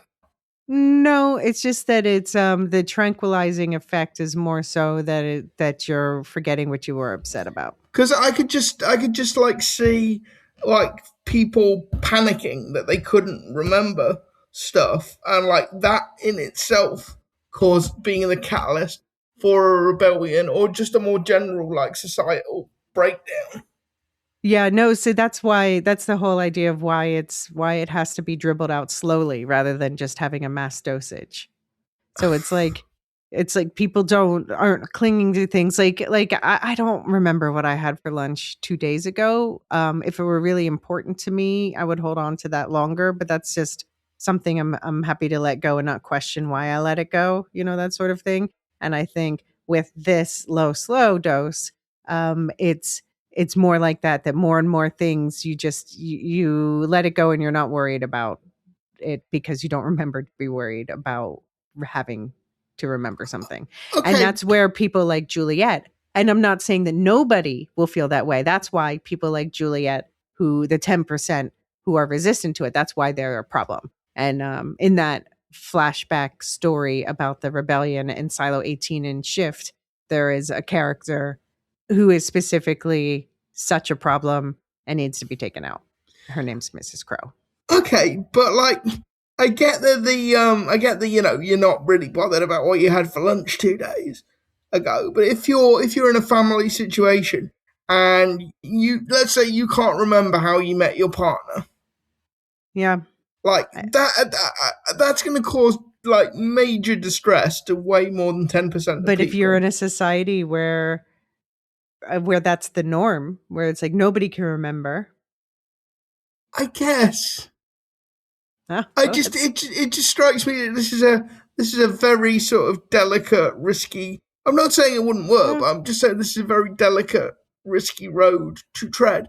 And I still think you would have. Who knows? They can write this however they want because it's a story. But I still think you would have difficulty like at walling off those kind of interpersonal memories from like procedural memories. So I could see like a scenario where the head of mechanical doesn't remember quite how the generator works. Like I could see that. I mean, that's what the manual's for, but yeah. Yeah. But yeah. Like I can just see an episode coming up at some point over the next you know, If they 16? start the D+ thing. It Yeah. hasn't started yet. But no, I could just see them maybe finding another silo where the reset went wrong in some fundamental way. Okay. I'll grant that it might have happened in a silo or two, Yeah. but it would be a lot if it happened in all, because he said 6 had successful resets. Yeah. I don't think we can make the leap that No, 44 didn't and are dead, or, you know. No, but I think some of them might have. Certainly it's possible. A lot of things can go wrong. And I'll say that is something that in the book we did get, and I wonder if we will here, but we did get more teases of different, like we get some more teases of different ways, different things happen in different silos. Whereas here, this is what I was talking about last season about, I didn't like that they said that that there was something in the order about how you always blame the revolution on mechanical or something. Like, no, I think there's all kinds of different reasons why things happen, and it shouldn't always be the same. Okay. Anyway. But yeah, I just thought as a show watcher, this sort of really, it didn't contradict what came before, but it gave you a lot more. It changed my sort of opinion on what a reset is and how it worked, because my sort of working hypothesis was that it would be it would completely suppress your memories, but for quite a limited period of time. Yeah. No, not for a limited period of time, but you can, as Victor laid out in the last episode, you can pull memories back out. But that would be difficult to do for 10,000 people. Exactly. Well, the point is in that case not to do that. Yeah. So just a couple little notes. One that I liked, that it's apparently Anthony's and Daisy class. So I'm like, oh, is that his grade? Which just reminds me of Girl Scouts. Daisy, although he's older than that. Another thing that stuck out to me was when Juliet was like asking the questions about Lucas Kyle and why did Bernard pull him out of the mines and make him his shadow? And Sims is like, I wish I knew. And I'm like, oh, I bet you wish you knew. But I also feel like in that was also that Sims wishes he knew why the algorithm chose his wife over him as well. Yeah, oh yeah, definitely. I don't know whether this is a bit of acting that Common does, or whether it's just what happens to Common when he gets annoyed. But if you notice, when Sims is emotional, or particularly when he's angry, his voice goes substantially higher. Okay, He goes a little bit squeaky. Okay, yeah, I guess that happens with a lot of people. Yeah. Another thing that stood out is Camille's like, we said we'd do whatever we can to protect our son's life. Sure. And then she said to make sure he walks outside one day. I'm like, lady, nobody's walked outside for 352 years. Why do you think your son's going to be the one? Yeah, and I never heard them have that conversation before, or even hint at it. No, I'm like, why, Camille? Where's that coming from? Yeah, is that just delusion? Yeah, no, where did that come from? Yeah. Also, okay, linking to the Robert being jealous thing, it is awkward when Diego shows up at the door, and Diego used to work for Robert, but now Robert has to leave the room so that Diego can debrief his wife. So he's Diego uncomfortable. Yeah, Diego making it awkward. Oh, but yeah, and then we get the sweet interaction where Rob's like, okay, I'm going to take you to lunch, and then I'll take you back to school. But Anthony can see his dad's upset. So what does he give him? He gives him the Pez dispenser to comfort him. Yeah, that was cute. Yeah. But also they want us to remember that damn Pez dispenser. Yeah. They better have a good explanation of why that's so bloody important. Well, I mean, it seems, at the very least, it seems like it has survived, assuming it's the same one that we see Daniel give Helen on their not date. It seems to have survived and be some way of tracing. Yeah. From that time. Yeah, I suppose it does tell us that this is the same reality, but I think we all knew that anyway. Yeah, but I think it's more that there's going to be reveals of like, well, how did the Pez dispenser get in this silo? That's true. And even book readers are talking because there's no Pez dispenser in the book. So book readers are like, well, what does this mean for the story? So you're telling me that you have no more idea what happens to the Pez dispenser than I do? No. Oh, I love this. I love this. No, we've been discussing how does it get into that silo and what does it mean for what we know of the story? I love it when we have this kind of equality. All right. Well, speaking of building bridges, Juliet finds Shirley at the stair repair construction site. Teddy, Olatunji Aofi, seeing how upset Shirley is, says he'll speak to Juliet. But when Juliet tries to steamroll Teddy's objections to her crossing the gap for safety reasons, Shirley intervenes to call out Juliet for being pig-headed, and Juliet confronts her about ignoring her note, which Shirley unconvincingly lies about receiving before claiming she was just too busy, and then finally admitting she's just hurt by quote-unquote Madame Mayor not recognizing her best friend. And Juliet reminds her that not having her memories hurts Juliet too, and calls her out for not being a great best friend if she's not willing to help her. Juliet asks Shirley to take her where she took Lucas Kyle, and Shirley says it's not possible because the area is sealed off. So Juliet just helps herself to a trip across the gap on her own terms. Knox intercepts her at the bottom, reiterating that they really don't know where Lucas Kyle is, and the Digger Void really has been sealed for 3 months by Martha. And when he demands Juliet let him help her, she asks him to make it make sense why Bernard would pluck Lucas from the mines to make him his shadow. Juliet assumes that Lucas must have learned something about the mines that made him of interest to Bernard. Knox says he'll take her to talk to a guy with some mines in sight. So Shirley was so distracted by Jules' arrival, she nearly caused an accident, luckily hurt no one. But I'm glad they finally had it out. Yes. Yeah, clear communication, people. We got there in the end. What do you think about this? What are your current thoughts about this whole Martha having? We still haven't seen her yet, have we? We did. We saw her talk to Juliet upstairs. Yeah. But we don't know what she's up to down there. I'm still suspicious of her having sealed off the Digger Void. Yeah. Although it doesn't look like Lucas was there as far as we know. It seems like he was in the mines, but still. No. Okay, here's my question is, do Shirley and Knox even know if we both agree Martha's up to something? Do Shirley and Knox, I feel like I believe them when they say they really think it's just closed off and yeah. But or do they know? And I mean there is a perfectly good reason to close it off. It is dangerous. Sure. Particularly if people are wandering around, like Knox said in episode 1, if kids get in there and they don't really know what they're doing, people could easily get hurt. But what does it even mean to seal it off? Like, did they put concrete in there or something? Yeah, and if that's the case, Walker couldn't do that by herself. Yeah, I mean, obviously, she could have directed it and had it overseen, but then, yeah, it's just suspicious. Did Walker go down and find the door?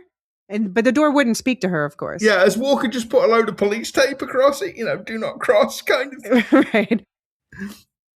Yeah, I don't know. Also, when Juliet goes down on that rope with the counterweight on it, she's not wearing gloves, so she would have burned her hands. She did. No, she grabbed gloves from Teddy. Oh, did she? They were like tucked in Teddy's pocket, and she just took them from him. Okay. Yeah. Okay. Because I was wondering about that. She'd have burned her hands to buggery doing that. Yeah. Also, I've seen some confusion from people who are like, well, why does Juliet think that Bernard plucked Lucas from the mines because he learned something there? And I'll just say that's Juliet's assumption. We, as viewers, we know from last season that that's not why he wasn't like, oh, you know something from the mines. He was just, Judge Meadows said Lucas was bright and curious, and Lucas proved to be a good investigator and code cracker. Yeah. Which, it's kind of to Bernard's credit in a way, the fact that he valued that, because I don't think the algorithm values curiosity. But Bernard, it says later on. Is it later on or is it earlier? Where he's talking later? Okay. Where the algorithm explicitly talks to Camille about why she Right. was. Why are you? Yeah. And it didn't have anything to do with curiosity. No, yeah. So, I mean, I wonder if, I guess, probably that's Judge Meadows' lasting impact. That was her lasting impact on Bernard, is that because he was obviously smitten with her, Yeah. even though he killed her. He was smitten with her in his sociopathic way. Yeah. But that he liked that curiosity about her, and it made him value it in Lucas as well, because maybe it sparks some, and maybe that will be the same with Camille and Juliet. Maybe that's what she sees in Juliet. She's like, Juliet dares things that even I wouldn't, and respect. Yeah. I do think it's interesting the mines are still painted as a nightmare. We'll talk again about that shortly. Okay, so let's check in. Meanwhile, there's some outsider intrigue at the same time. Kathleen is meeting with Sandy, Chipo Chung, and Danny Bly, Will Merrick, for a quiet conversation in the corridor. Kathleen says Juliet may be off her game, but she's still sharp. Maybe she really can find Lucas Kyle. But Danny, who's been helping to look for Lucas for months, is skeptical. They reveal they've also been having Juliet followed, today by a woman named Bobby, who saw Juliet headed toward the Gap. My question is, if the Gap is level 19 where IT is, or around that part, so it makes sense Kathleen is the sheriff's wife, lives above it, but and if Danny worked for IT, then yeah, he would also live around that part, obviously. Sandy's last known workplace was level 105. So I'm like, is she living upstairs now, or have they found another way around the Gap with their whole digging behind thing? I sort of assumed it was that they've got like a parallel, that they've got like a tunnel that is running vertically up at least part of the silo. Okay, all right. Which does lead me back to what we were saying last week, which is I hope they haven't compromised the structural integrity of the silo, because I mean, it's packed with, well, yeah, except the mines are digging around it too. So yeah. I mean, I guess the algorithm wouldn't let them dig like that. Or, the algorithm presumably doesn't know about them digging through the walls, but the algorithm wouldn't let them dig in the mines if that were a concern. I don't know. They must know about them digging in the walls too. No. Yeah. A lot of I don't know. But who does know a little bit of something is the man who escaped the mines. So Knox takes Juliet to see Mark Chambers, George Robinson, in tool fabrication. And Juliet asks Mark about Lucas, pointing out that despite Mark saying that people don't come back out of the mines, Mark got out of there. But Mark is extra skeptical about Lucas's survival once he learns he was an IT guy before his mine sentence. Juliet says it doesn't matter if Mark believes her. She just wants to know what he might have learned in there. And Mark insists there's nothing to learn. Lucas just got lucky. So, yeah, I'm now calling him Snarky Marky, because he points out that Juliet used to be Knox's shadow, but now he works for her, which it looks like is news to Juliet. She did not remember that part, and she's like, oh, oops. But yeah, he's Snarky Marky also says the only thing in the mines are metal ore and death, which is, again, a way more intense depiction than in the books, which we'll get to. What did you think? But you can get you can get a safe job cleaning toilets, apparently. Okay, wow. Which is not, we'll talk about what we learn from Camille's computer search about Snarky Marky, but what did you think about this exchange? Any thoughts? I just really like Mark. I just really like Mark Chambers. Although I do think he's being unnecessarily snarky here. And yeah, like, I think somebody from IT is going to have a particularly bad time in the mines, because IT is one of the cushier jobs in the silo. So that does make sense. And also, like, in fairness to Mark, like, Juliet is asking him to talk about something that's fairly traumatic, because yes, he made it out of the mines, but he did end up, with a disability, presumably from some sort of accident. So probably not something he wants to talk about. Yeah. All right. Let's set that up. So Judicial Goon in Chief Emerson, Florian Clare, updates Camille on Juliet's whereabouts. And Camille tells her not to have Chambers questioned. I love she says Chambers will either tell her nothing or send her in the wrong direction just for fun. Like, Yeah, she knows Mark Chambers. Like that's the snarky marky part I enjoy. I'm like, direct that energy at the powers that be, not at Juliet.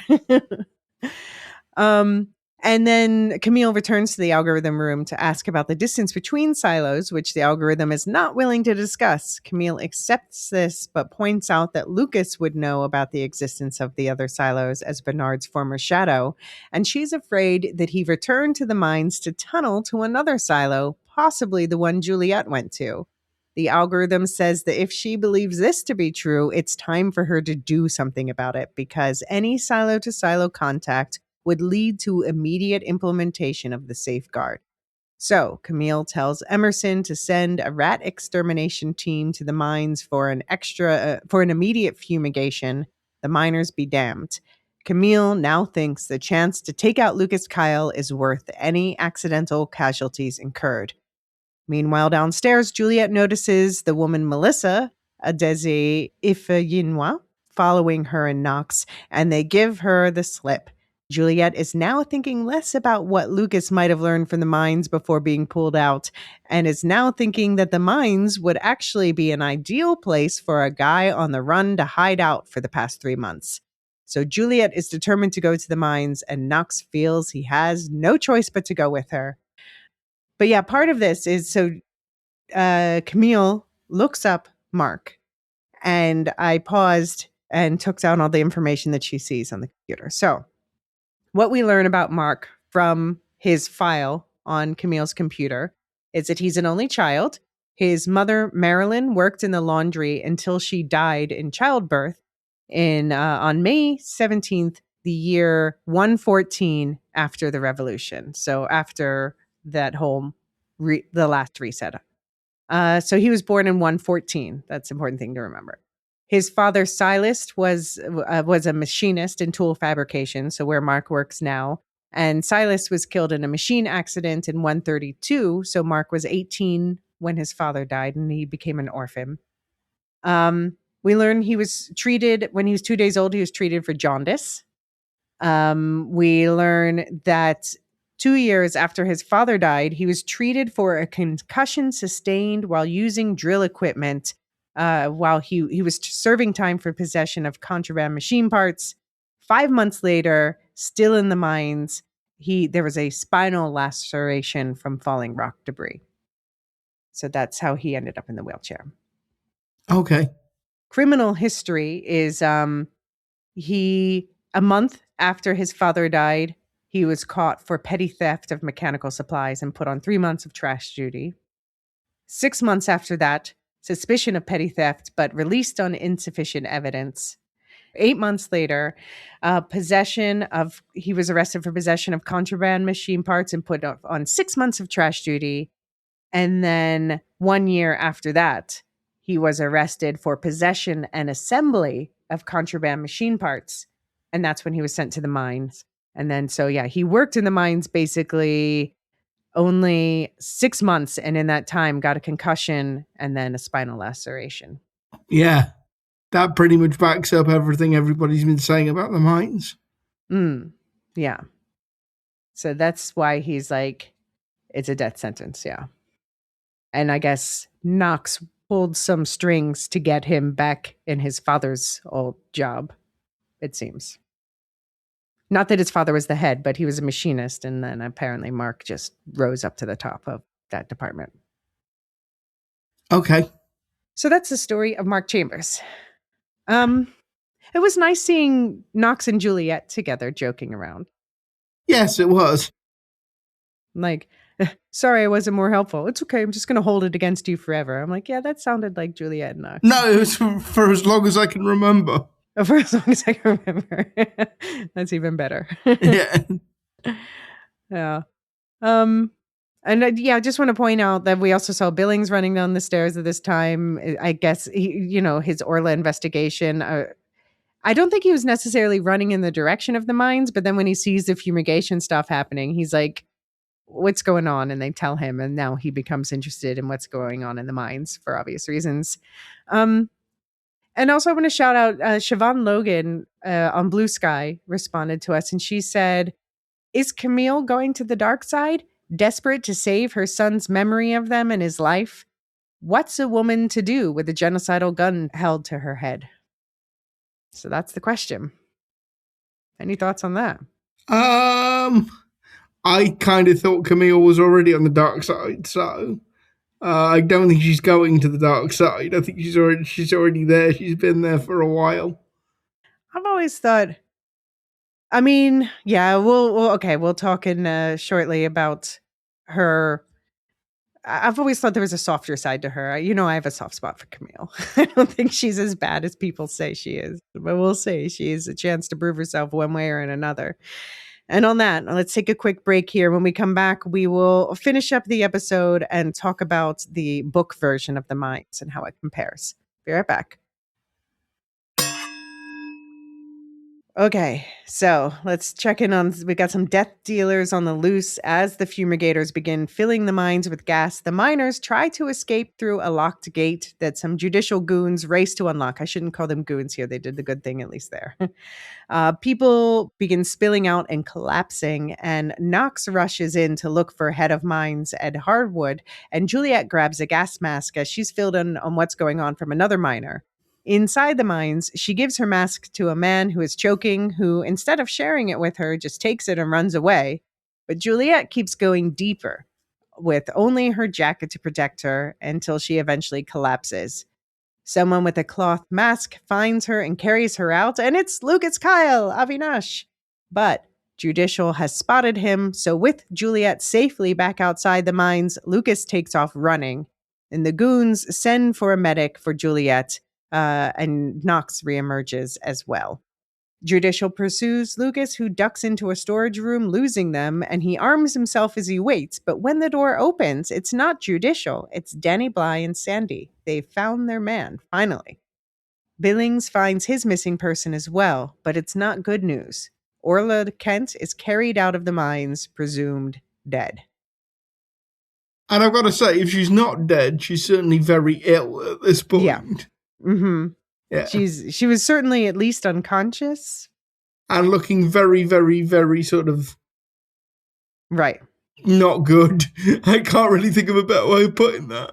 But is it, the question is, was she already, is this because of the poison? Or was she already not good before that? Yeah, that is a good question. The thing that puzzles me about this whole thing is, how is Camille going to explain this at the next council meeting? Yeah, well, I mean, we'll talk about that in a minute, but just for the mines action.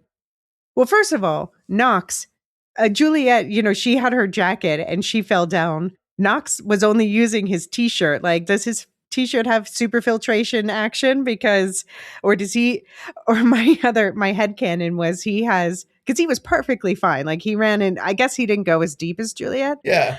But he was perfectly fine. So I decided, remember last season when there was rat poison in the food in Mechanical, and he just wipes it on his pants instead of washing his hand? I'm like, he's built up a tolerance. that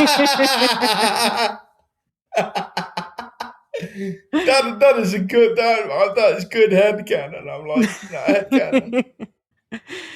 headcanon. But yeah, I mean, I can't wait to see Lucas talking to the outsiders. He's about to drop some serious truth bombs. And I need to know who got Orla and why. And it seems like the fact she's found in the mines seems to finger Ed Harwood. But now why do I feel like this Mike boyfriend dude? Oh, Mike boyfriend. It's framing him. Mike boyfriend is shady as hell. I'm saying Mike boyfriend is the big bad here. You can get me if a dog loves you. You can fool me into thinking you're a nice person if a dog loves you. Dogs are good they good test of character. And then someone will bring up Hitler had a dog, and I know. Okay. So then we end with the double debrief. Juliet is now in a hospital on oxygen, under the care of Nurse Amy. And Amy expresses worry that Juliet might not make it, emphasizing the importance to Emerson of keeping a close watch on Juliet's door. Only Juliet's doctors and Mrs. Sims, of course, may enter. The algorithm tells Camille that she has a unique opportunity. The voice says she can greatly increase the silo's survival probability by killing Juliet and using her story of bravery as propaganda to bring the rest of the silo together. So first of all, are we worried about Deputy Jerry, who's probably in trouble for letting Juliet do her own thing? Yeah, Deputy Jerry is in serious trouble. Because it can't be like, oh, she gave me the slip. And what, you've just been standing there that whole time? Yeah, exactly. And I think, like, can we just rip off the Band-Aid and say that we don't think Juliet's going to die? No, I mean, like I say, it's Rebecca Ferguson, big star, executive producer. I don't see how you can get plot armor thicker than that. Yeah. But yeah, I completely agree with what you were saying before. Like this whole story, Juliet's a hero. Regardless, if people remember this, Camille comes out of... How does Camille not come out of this looking like a villain? Yeah, like, how are you going to explain this at the next council meeting? There was a rat infestation. We had to drop the bomb. Well, you could have told everybody first. You could have evacuated the mines. Like, what rat infestation is such an emergency? Urgent. Yeah, you're afraid they're going to eat the iron? Yeah, like what? What kind of rats do you have down there? Like, Bernard did this with, like, the good... I mean, it had less fatal consequences, but Bernard did this with the good tape last season. How are you going to explain? You're just creating more problems for yourself. And this is worse because there's no way of explaining this. There's no way of spinning this. People have died for no good reason. So, yeah, I really don't know where Camille is going to go with this. Well, then it also makes me think, like, is the algorithm going to paint Camille as the villain now, like they did with Bernard? Like, does she become the liability, and now the algorithm's like, now we get rid of her or something? Absolutely. But then again, there is no shadow to the head of IT at the moment. Yeah, true. I mean, they'd have to find another and start over. Maybe the algorithm would like that. Like, let me just start over from scratch with someone. Yeah. I don't know. Who do you think the algorithm would choose next, if not Camille? Good question. Billings? But yeah, I'm going to say Billings. Even though his wife does the algorithm know that Kathleen has been with the outsiders? I guess not, because if you're gonna do Curiosity, maybe Walker. But no, but I don't. But the algorithm doesn't like that's Curiosity. Bernard things. That's Bernard's thing. Yeah. Yeah. So the algorithm says, "Have you ever considered why you were chosen to be head of IT?" And my note is no, because it certainly wasn't for her curiosity. But yeah, she's like, "Is it? I assumed it was my training as a raider." And the algorithm's like, "No." My ability to remain calm under pressures and see orders through? No. It's because you're a liar. So I just remind, this whole thing about Juliet being confronted with parts of herself reflected in other people. And she's like, oh, am I a good person? Or we saw it with Charlotte too. She was like, I don't sound like a great sister, in the last episode. And now Camille's like, oh, I'm a liar. That's my identifying feature. Yikes. And she especially, the algorithm called her out for manipulating her husband. And she's like, ooh, I did that. Ooh. Yeah, I did that. Yeah. Playing both sides, overcoming moral qualms. The algorithm says at its core, the job requires deception. And the algorithm is not wrong. Yeah, I mean, but does it have to? That's the question. Does it actually require deception? Or is that just the way that the order is written? Is the order the best way to do things? And at the end of the day is the question. Yeah. Also, I find it, like you put in the show notes, I find it really interesting that the algorithm can detect when people are lying and can, read people's biometric signs. Yeah. Yeah, because the algorithm questions Camille's ability to be 100% calculating, citing the time that she let fugitive Juliet go after she broke into her apartment to watch that video. And Camille's like, yeah, no, I was worried about the raiders putting my son at risk, which is what she told Robert about it. But the algorithm calls her out for lying because it can measure her like cortisol in her breath, or what is it, elevated heart rate, whatever. Yeah, no, it was cortisol on her breath. And something else too. But maybe I'm thinking of Daredevil with the that's how Daredevil tells people are lying. And yeah, Camille finally says, fine, I admired Juliet, her curiosity and her determination, and wanted to see what she would learn. But she says it's a mistake, and that she basically, she's like, well, if it's between my son remembering his childhood and murder it is. But do you believe her? I think she's still looking for option C. I don't know what option C is. And don't get me wrong, I think if it is a straight up choice between the vitamin D plus and the safeguard, she will choose the vitamin D plus. But she's not there yet. She hasn't resigned herself to that being her only choice. Yeah, fair. Because I think at the end of the day, what she was saying to Robert earlier on does reflect how she feels. You know, Anthony may not remember parts of his childhood, but he will be alive. And I think that's the thing. I don't think she cares about what happens to the rest of the silo, but I don't think that's right. She doesn't care as much about what happens to the rest of the silo as she cares about what happens to Robert and Anthony. Like, I think, to sort of paraphrase Tyrion Lannister, you love your children, it's your one redeeming feature. That and your cheekbones. And I do think for both Sims, the one redeeming feature is they love each other and they love Anthony. I think that is what redeems them as people in my eyes.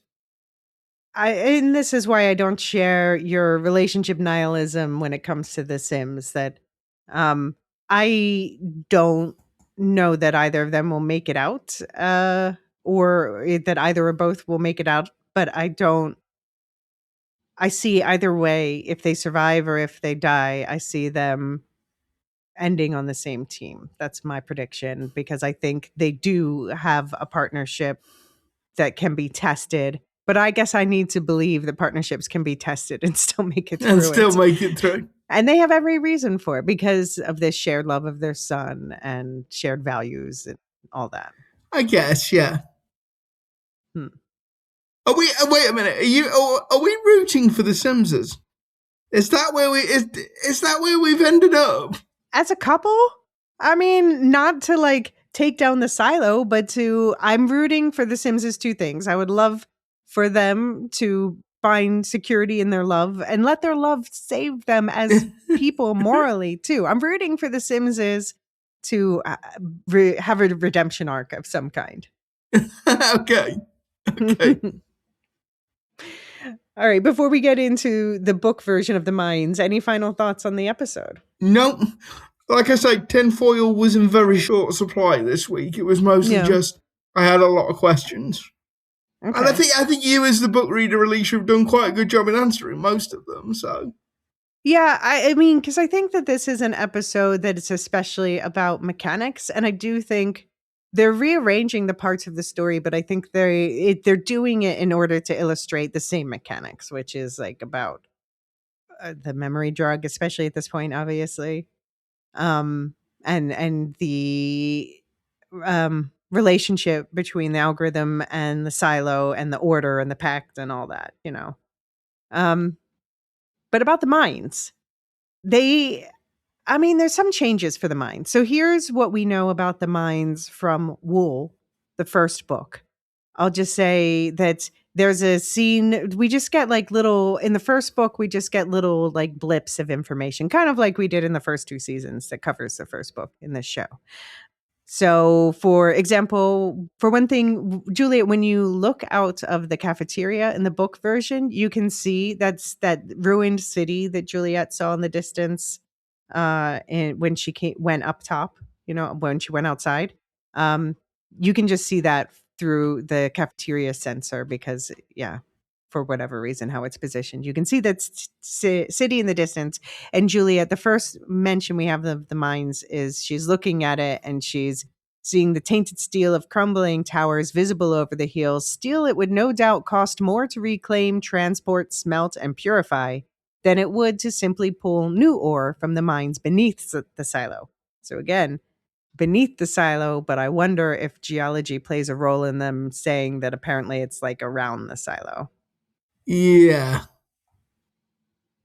And then there's another bit where she and Lucas are befriending each other in their cafeteria visits, which we get more of in the book.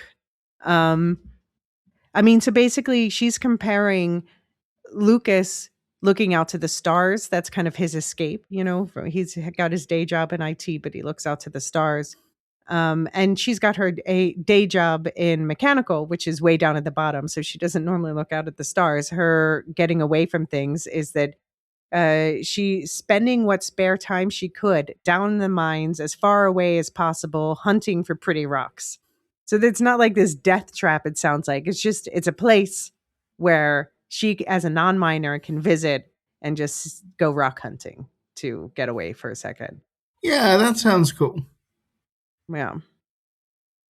There's another bit in when she's in Silo 17 with Solo, and she's talking about, he mentions the digger in his silo. Since obviously each silo has a digger. That was just, again, for anyone who doesn't remember, basically it's implied that they just dug straight down and then just left the digger there and built the silo on top of it. And so she's thinking at this time about how she wants to get back to her silo.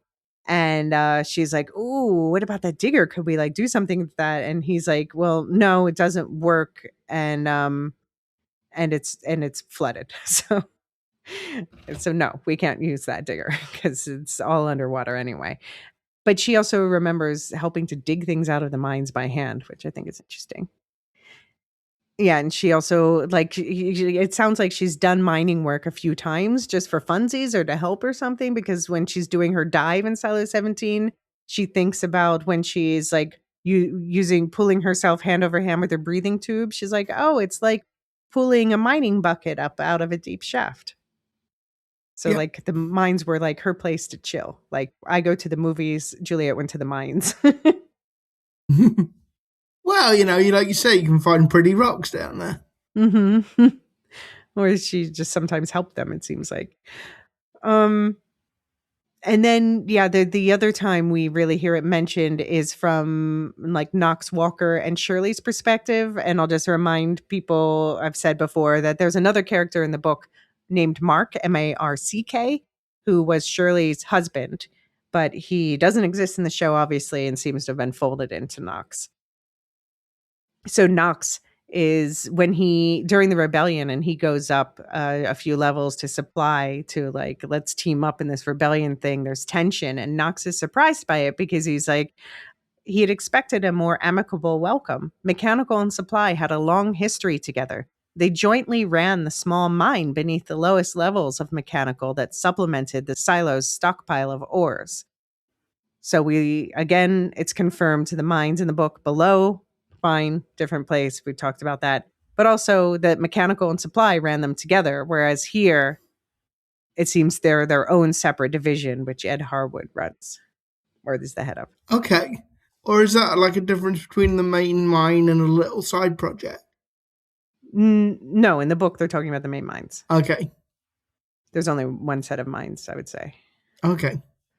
And then, there's also during the rebellion, there's a reference where Mark notices that Shirley, his wife again, is looking nervous about the whole rebellion thing. And he says, she bit her lip and stared at him with uncharacteristic fear. Mark had never seen his wife fazed, not by a sprung casement leak, not by a cave-in deep in the mine that trapped several of their close friends, not even when Juliet was sent to cleaning.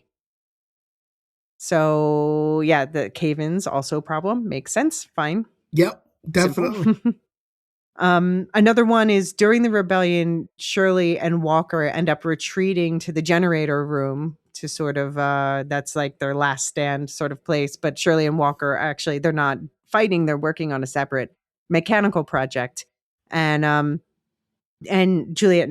Shirley needs a part. She needs a transmitter. So she decides, I guess Walker is like, oh wait, you can get it from the mines. There's transmitters that they use for the explosives so that they, I guess, can set up an explosive and go away and transmit the thing. Okay. And so there's also a mining storage room under mechanical where Juliet runs to get this transmitter. And there's this whole tense interlude in the book where that happens. And so, yeah. It's also in Shift, the second book. We don't really get many references because, as I said, it's mostly about the backstory. But we do also get Solo's backstory in Shift. And during that, when he's locked himself in the vault and, he knows that there's other people outside who are threatening him and stuff. It says that basically he's listening in on them talking because he has surveillance equipment in there as well. And one of the things he hears them talk about is that the flooding came from the mines, which if it's at the bottom of the silo, that makes sense. It's groundwater coming up. Yep. And then, okay, the last thing is a longer section. So there's something about the mines, and then there's something that's also interesting for another reason. So I'm going to set this up. And this is from Wool, when Lucas has been sworn in as Bernard's shadow to the head of IT. And Lucas takes the opportunity to confront Bernard about George Wilkins' death. He's like, okay, fine. I'm allowed to ask you questions now. Here's a question.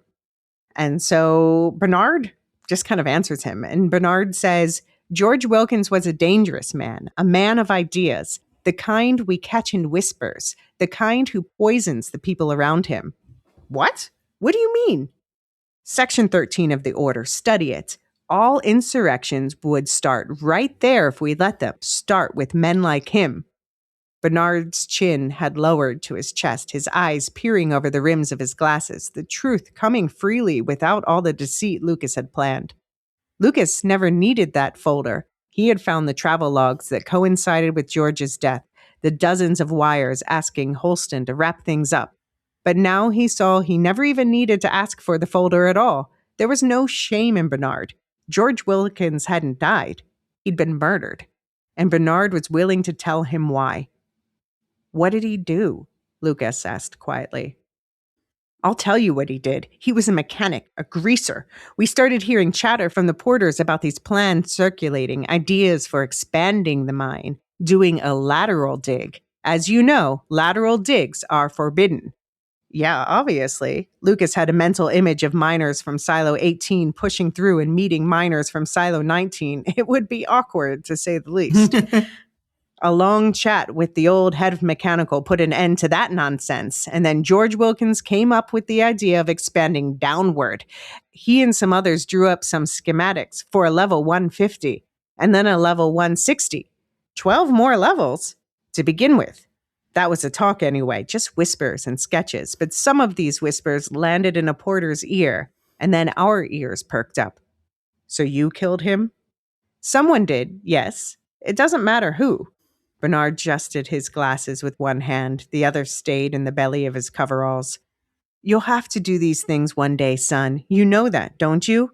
Yeah, but... No buts. Bernard shook his head slowly. Some men are like a virus. Unless you want to see a plague break out, you inoculate the silo against them. You remove them. Lucas remained silent. We removed 14 threats this year, Lucas.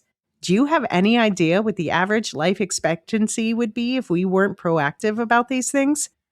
But the cleanings, useful for dealing with people who want out, who dream of a better world.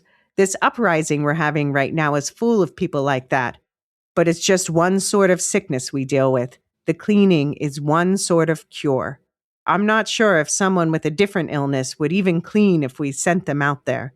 They have to want to see what we show them for it to work. This reminded Lucas of what he learned of the helmets, the visors, which again is, the fake green video. So thoughts. So yeah, there's about the lateral digs in the mines, but there's also stuff about the difference between sending someone to clean and just killing them is they have to want to believe what we want them to see for it to work. Yep. No thoughts? No, I mean, I think it's quite interesting, the difference between the book and the TV series. While you were reading that, though, I did just sort of picture in my head it being Tim Robbins and Avi Nash. Right, yeah. Me too, to be honest. Yeah. Even though obviously I didn't used to think that. But No. But yeah, no. And you can also tell that whatever changes they made, Bernard is still Bernard and Lucas is still Lucas.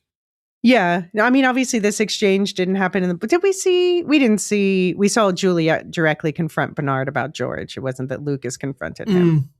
But yeah, this could have very well taken place in the show. But yeah, no digging laterally. People have to see what you know. Yeah, they have to want to see your lies for them to work. Yeah, I think that's important also with the memory drug too, in a certain way. And I think it's true in real life that people just want things to be easy, and that's why the reset has worked 6 times, as the algorithm said, because people just want to accept the easy answer where things are peaceful. I do have this image of digging of Patrick Kennedy, just Patrick Kennedy and the outsiders just running into the miners. Inside, you ain't seen nothing, right? Yeah. And then some Benny Hill music plays, and they all run.